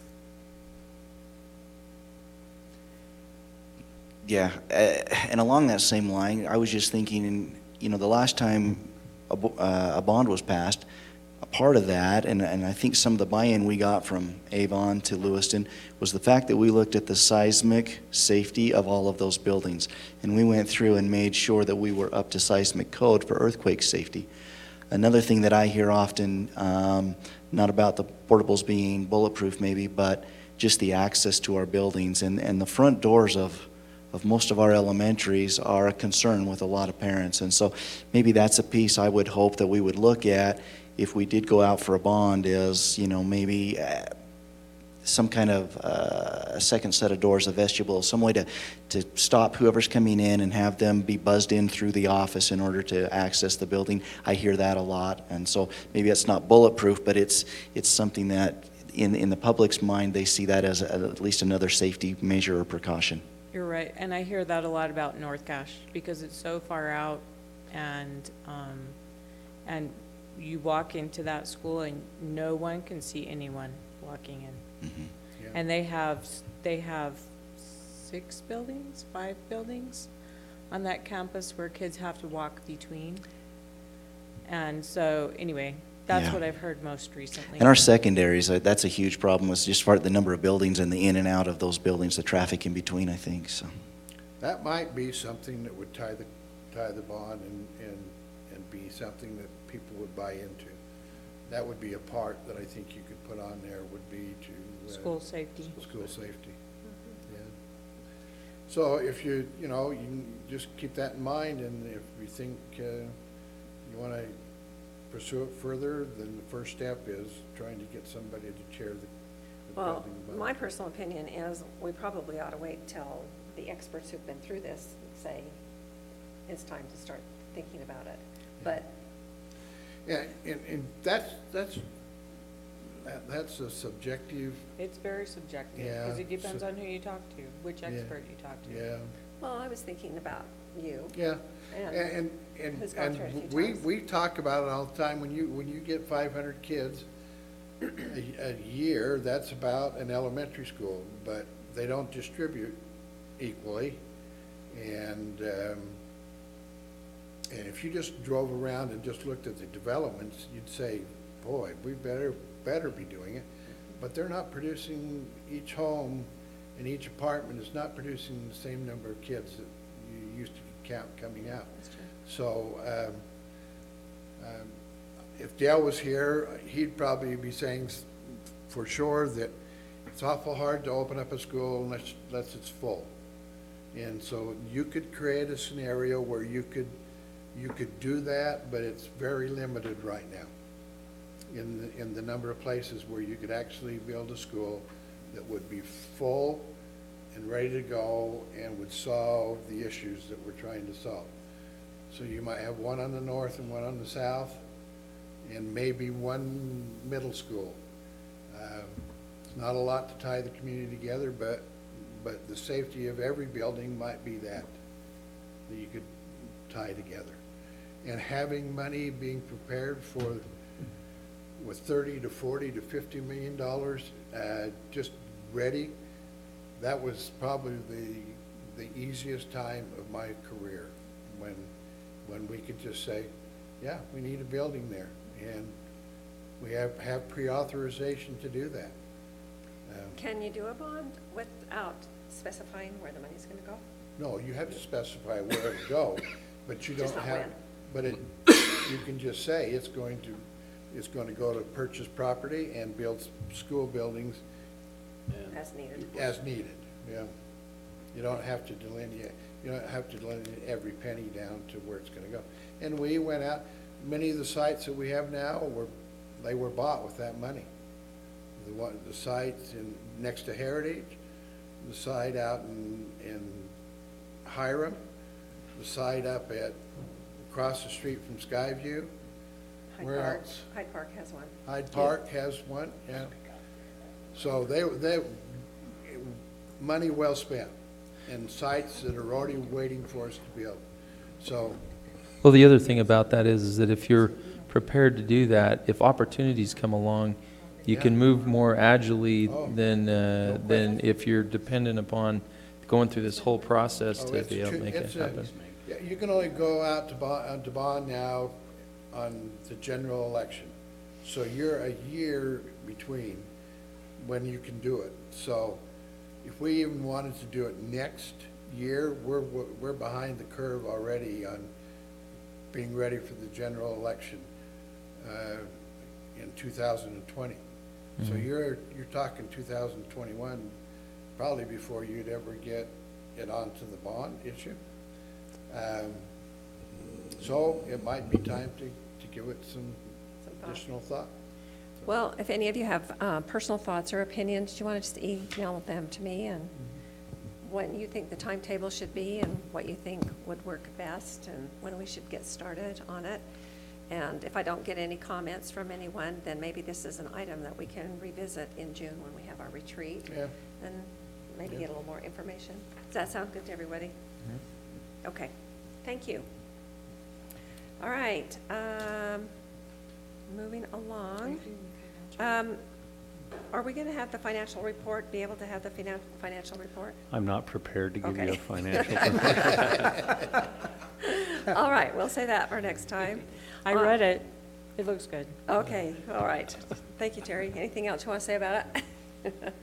No, I'm not going to give you the highlights. I can't do that like Dale does. Okay. All right, so then on our committee reports, I just asked Roger if he would report on the meeting out at Ridgeline today and kind of give us some input as to whether we should pursue this with the other schools. Okay, Mike and I met with 6 students at Ridgeline, 2 freshmen, 2 juniors, and 2 seniors. We had a good visit with them, good comments. It was interesting that one of the young men, we asked about if they knew what the school board was about, and he had actually watched one of the school board meetings live, so he knew a little bit about it. One thing he commented was he would like to see more recognition for things happening in the schools besides basketball and football. And I think we kind of do that, but these students didn't know anything about the band competition. They didn't know what happened to Ridgeline. They knew. So I think, we need to do a better job of recognizing in our schools the good things that are going on besides football, basketball, and that was his comment. But overall, they are happy with their experience. These freshman kids, they were totally excited about being in the high school. So that was a good report. We did go ahead and schedule the next one for Mountain Crest on December 9th at 9 a.m. And we did it during the flex hour. And then we'll do the other 2 schools, actually 3 high schools in January, February, and get those. So, I think it's good that we reach out to them and let them know what we're doing. Do you want to ask or invite committee members to go to that meeting with you? Yeah, Larry, I don't know if you're available on December 9th. I will be, Roger. You'd like to? I'd like to. Okay. And I'll remind you. Yeah. Okay. All right. Okay. Thank you. I could too, Roger.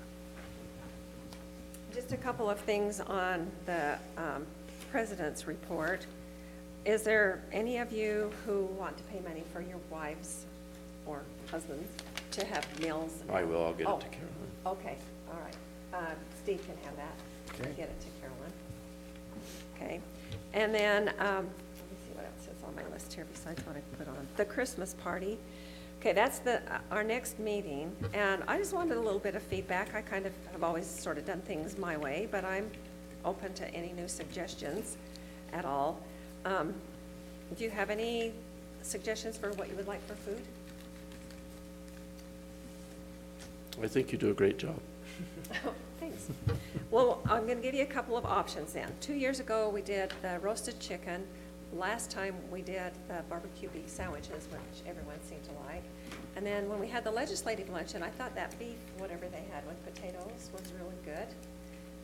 What would be your preference? I love the beef. The beef, Randall?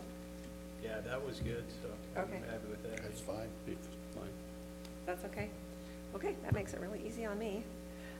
Okay, then, how about if you just check with your wives and see who would like to bring salads? And,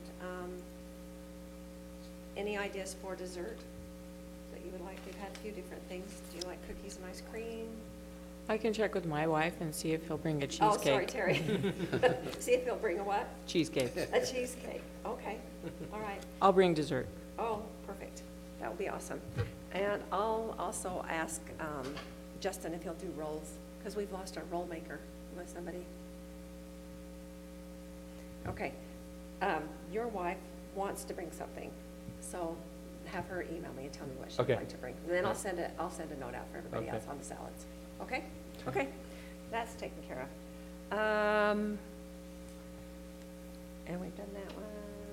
Okay, by the end of this month, everybody should have taken the open law test. So are we good to go on that? Or do some of you need to do it? I still I need to do haven't it. done it. Okay, I actually got on the site and did it and figured out what my problem has been for the last couple of years. So now I'm good on that. And then, Roger, do we have to call down and say we got our award for doing, I think from now on, as a group, we just have to set a goal, which we have. We Yeah. have new goals and we've been working on them. So we just have to call them. And tell them that we're ready to give the little recognition at the meeting in January. You want to do that? Yeah. Okay. What day's the party again? The 5th, December 5th. Okay. If there's a problem, just let me know. And if anybody's not planning to come, let me know too. So Kevin won't be there. Okay, thank you. Okay. All right, and then I got the legislative pamphlets out to everyone who was not going to be hand-delivered. And so Terry, were you able to get one to Lyle? No, I'm still working on that. Should I just mail him one, or do you want to do it? Sure, go ahead. Okay, I will do that. Okay, that's everything, thanks. You're next. Okay. Been tasked by the School Boards Association to have a little dialogue with you. It took 3.5 hours with the superintendents. I don't know how long they took with the business managers. But we don't have that kind of time, and I don't think we need to take that kind of in-depth look at what is being proposed. But just let me tell you, there's a group of superintendents, and it's basically Nebel's superintendent, because he's president of the Superintendent Association, and then because of who's been working from the legislature with them, Ann Milner has been kind of the lead person from the legislature. They brought in Weber and Davis because those are two school districts that she represents, and then I can't remember who the fourth superintendent is, probably the past president. But they have been meeting quite consistently for the last probably 6 weeks. And the issue is the legislature would like us to remain basically silent and let the legislature go ahead and propose that the language in the Constitution that says that income tax has to be dedicated solely to educational purposes be voted on, and the legislature would put that on the ballot to do away with it. And they would like to have at least no opposition from school boards and superintendents. That's what they are hoping for. And they have proposed a plan, and you have it in front of you. I don't know if it's been changed in the last week, but my guess is on Friday, when they release it again, it will have changed somewhat, but I don't know that. And then Monday, they will present, Senator Milner will present to the study committee, tax commission, what's been worked out. And so I think our 3.5-hour meeting could have been a lot shorter if they'd have gone to the very end and said, we were not going to go along with this unless this whole thing is somehow written into the Constitution and it's a constitutional guarantee rather than just statute. Well, yeah, because what if it changes down the road? I mean. Pardon? Because a statute can change like that. Yeah, statute can change next 6 months from now. They can Right. call a special session. So there's a part on here on the second page where you look at the state commitment. There are two constitutional lawyers that the School Boards Association has hired, and they are trying to figure out how to put that into the Constitution, what the state says that they will do, okay? So Senator Milner was here last night. I sat right next to her, she presented, and I presented, and the whole discussion last night had nothing to do with this, had only to do with TSSA. But I did have a chance to talk to her after, and I said, thank you for working with the School Board Association and superintendents. Do you think you can get it to constitutional language? And she said, I think we can get there. Now, whether that'll happen by Monday, I don't know, okay? And if they have a special session, they're trying to put this thing through because they would like to have a income tax relief program in by January 1, so it takes effect next year. So that would reduce about from what is it, 4.95 down to 4.6, I think is what they're proposing. Now, how they can do that and talk about increasing public ed funding and moving higher ed back over onto the other side, I don't know how that all comes together. And I don't think they do either. But that's what's on the table. Who's checking the math on all this, too? Well, you got some really fine people working behind the scenes. A lot of business managers for us are making sure.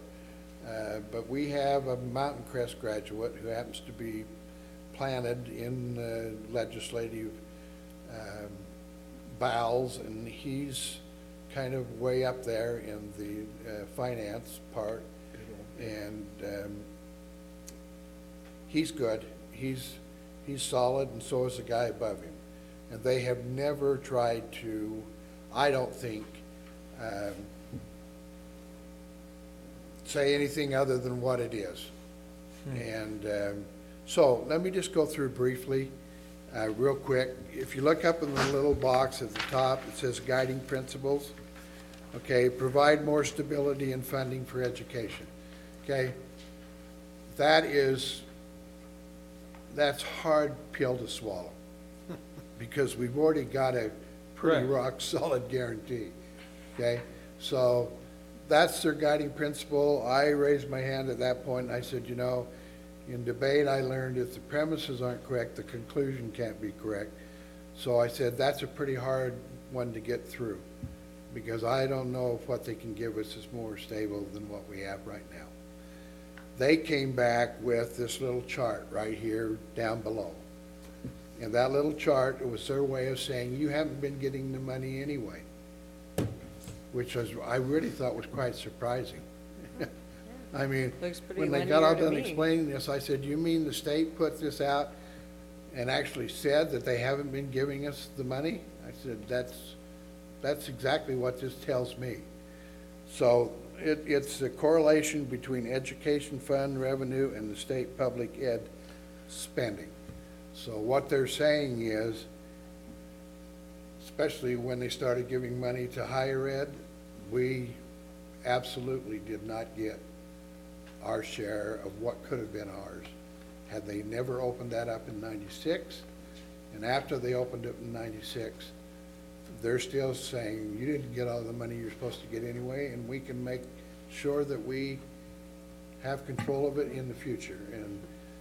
And one of the things they've said from the get-go is, you have no guarantee because we can lower income tax down to 0 if we want to, which is, my response is, go ahead and do that. See what kind of response you get back from your public. So anyway, that's a high hurdle to get over, that number one. Develop a more flexible funding system at both the state and local level. That's what they really want. They want more flexibility with every dollar that comes into the state coffers. So if they could get that, they would be happy. Yeah, but that's the risk though, right? Yeah, it's amen, no question, okay? But that's what they're after. Number 3 is further long-held principles of supporting funding equity for students. This is the part of the plan that when you get to the very end, it really is a good plan for Cache School District.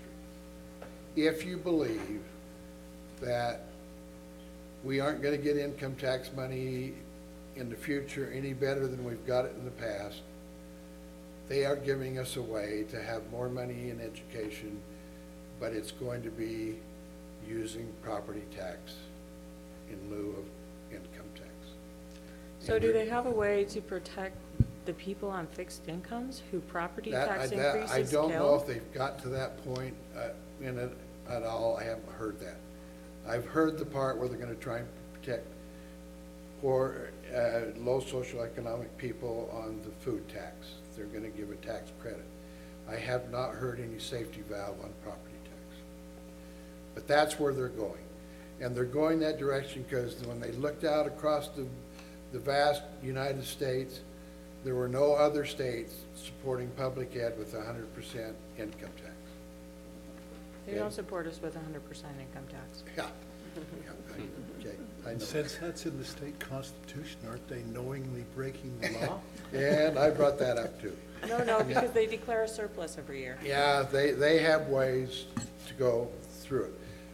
I really think that at least they're talking about trying to get some kind of system that will get more money into public ed, and you can actually see a projection which is down here on this little box. You've got 4 lines there, and if you look at the line that says proposed state and local, it's the red one. They are saying under their plan that has a little heavier reliance on property tax, that they're going to guarantee that we'll get more money. Okay, and they're doing that by hooking property tax up to a COLA. Yep. And it's An what's inflationary adjustment? yeah, it's an inflationary adjustment, but it's called a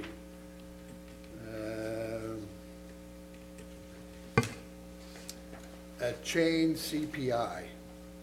Okay, so those of you who know, but it's a consumer price index, but it's chained. They did that because they didn't want it to escalate too quickly. Okay. So if you just follow their logic, they're going to make it easier for us to raise taxes locally. They're going to guarantee us more money in our voted, in our board, and our capital levies. They will raise that up to the mean of the state, and we become real winners under that scenario. And Are you being sarcastic, or is that no, true? no, that That's is true. Okay. No, that is But the only absolutely. way, but really the only way we can become winners is if they really put it into the Constitution. Oh, yeah, Right, that's- yeah. Other than that, yeah, then it's If it's just a just statute that statute. can be changed. No. So that's what I say.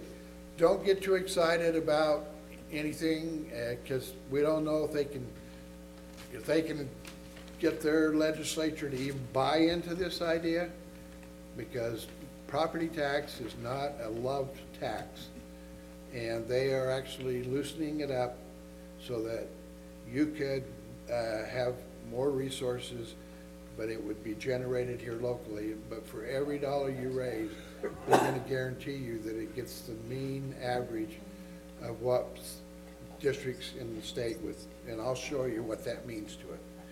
So that's in essence what it is. And then turn over to page 3, and page 3 will show you that school boards are gonna have a tough sell here too.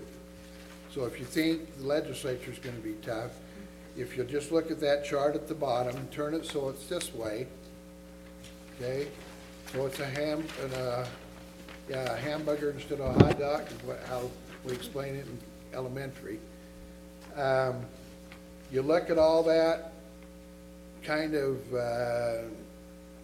taupe or whatever color it is, the yellow or whatever, for Park City, Grand, South Summit, Salt Lake, Millard, Wasatch, Uena, Emory, North Summit, Logan, Duchesne, Carbon, Kane, Rich, Canyons, Beaver, Murray, Ogden, will all be contributing significantly to the districts on the other end, which are Paiute, Tinnick, Cache, and here you need to look at the green, because that's what the state's going to equalize.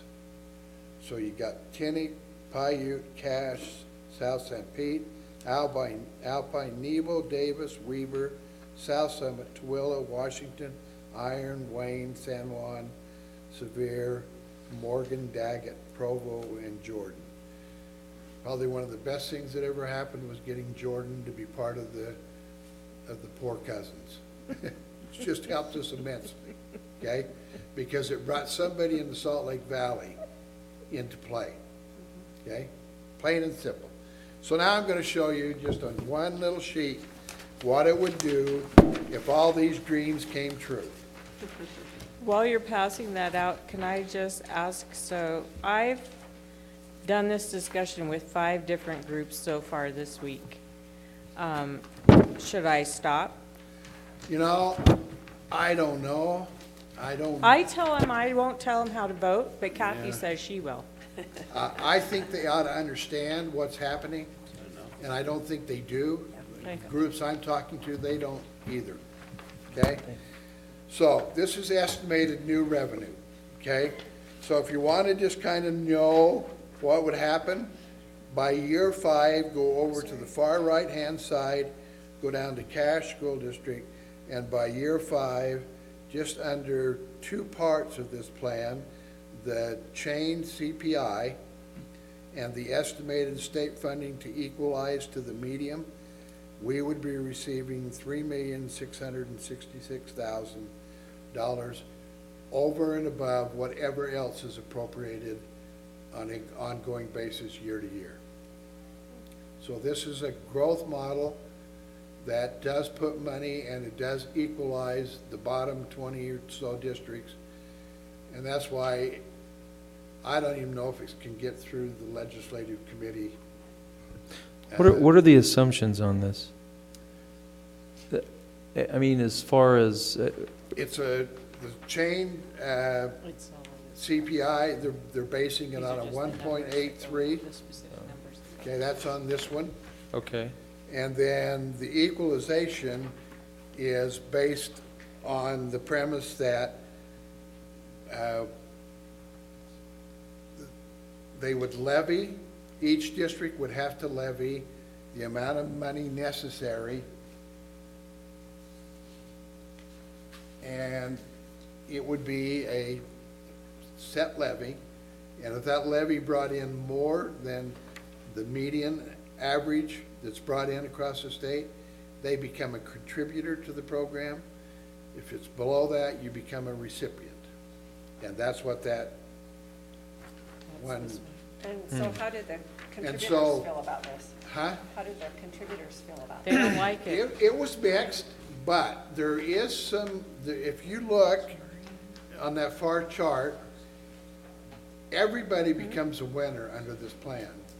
in that there's new money for everybody. There's just not as much new money for those districts that already have a high market value behind their students.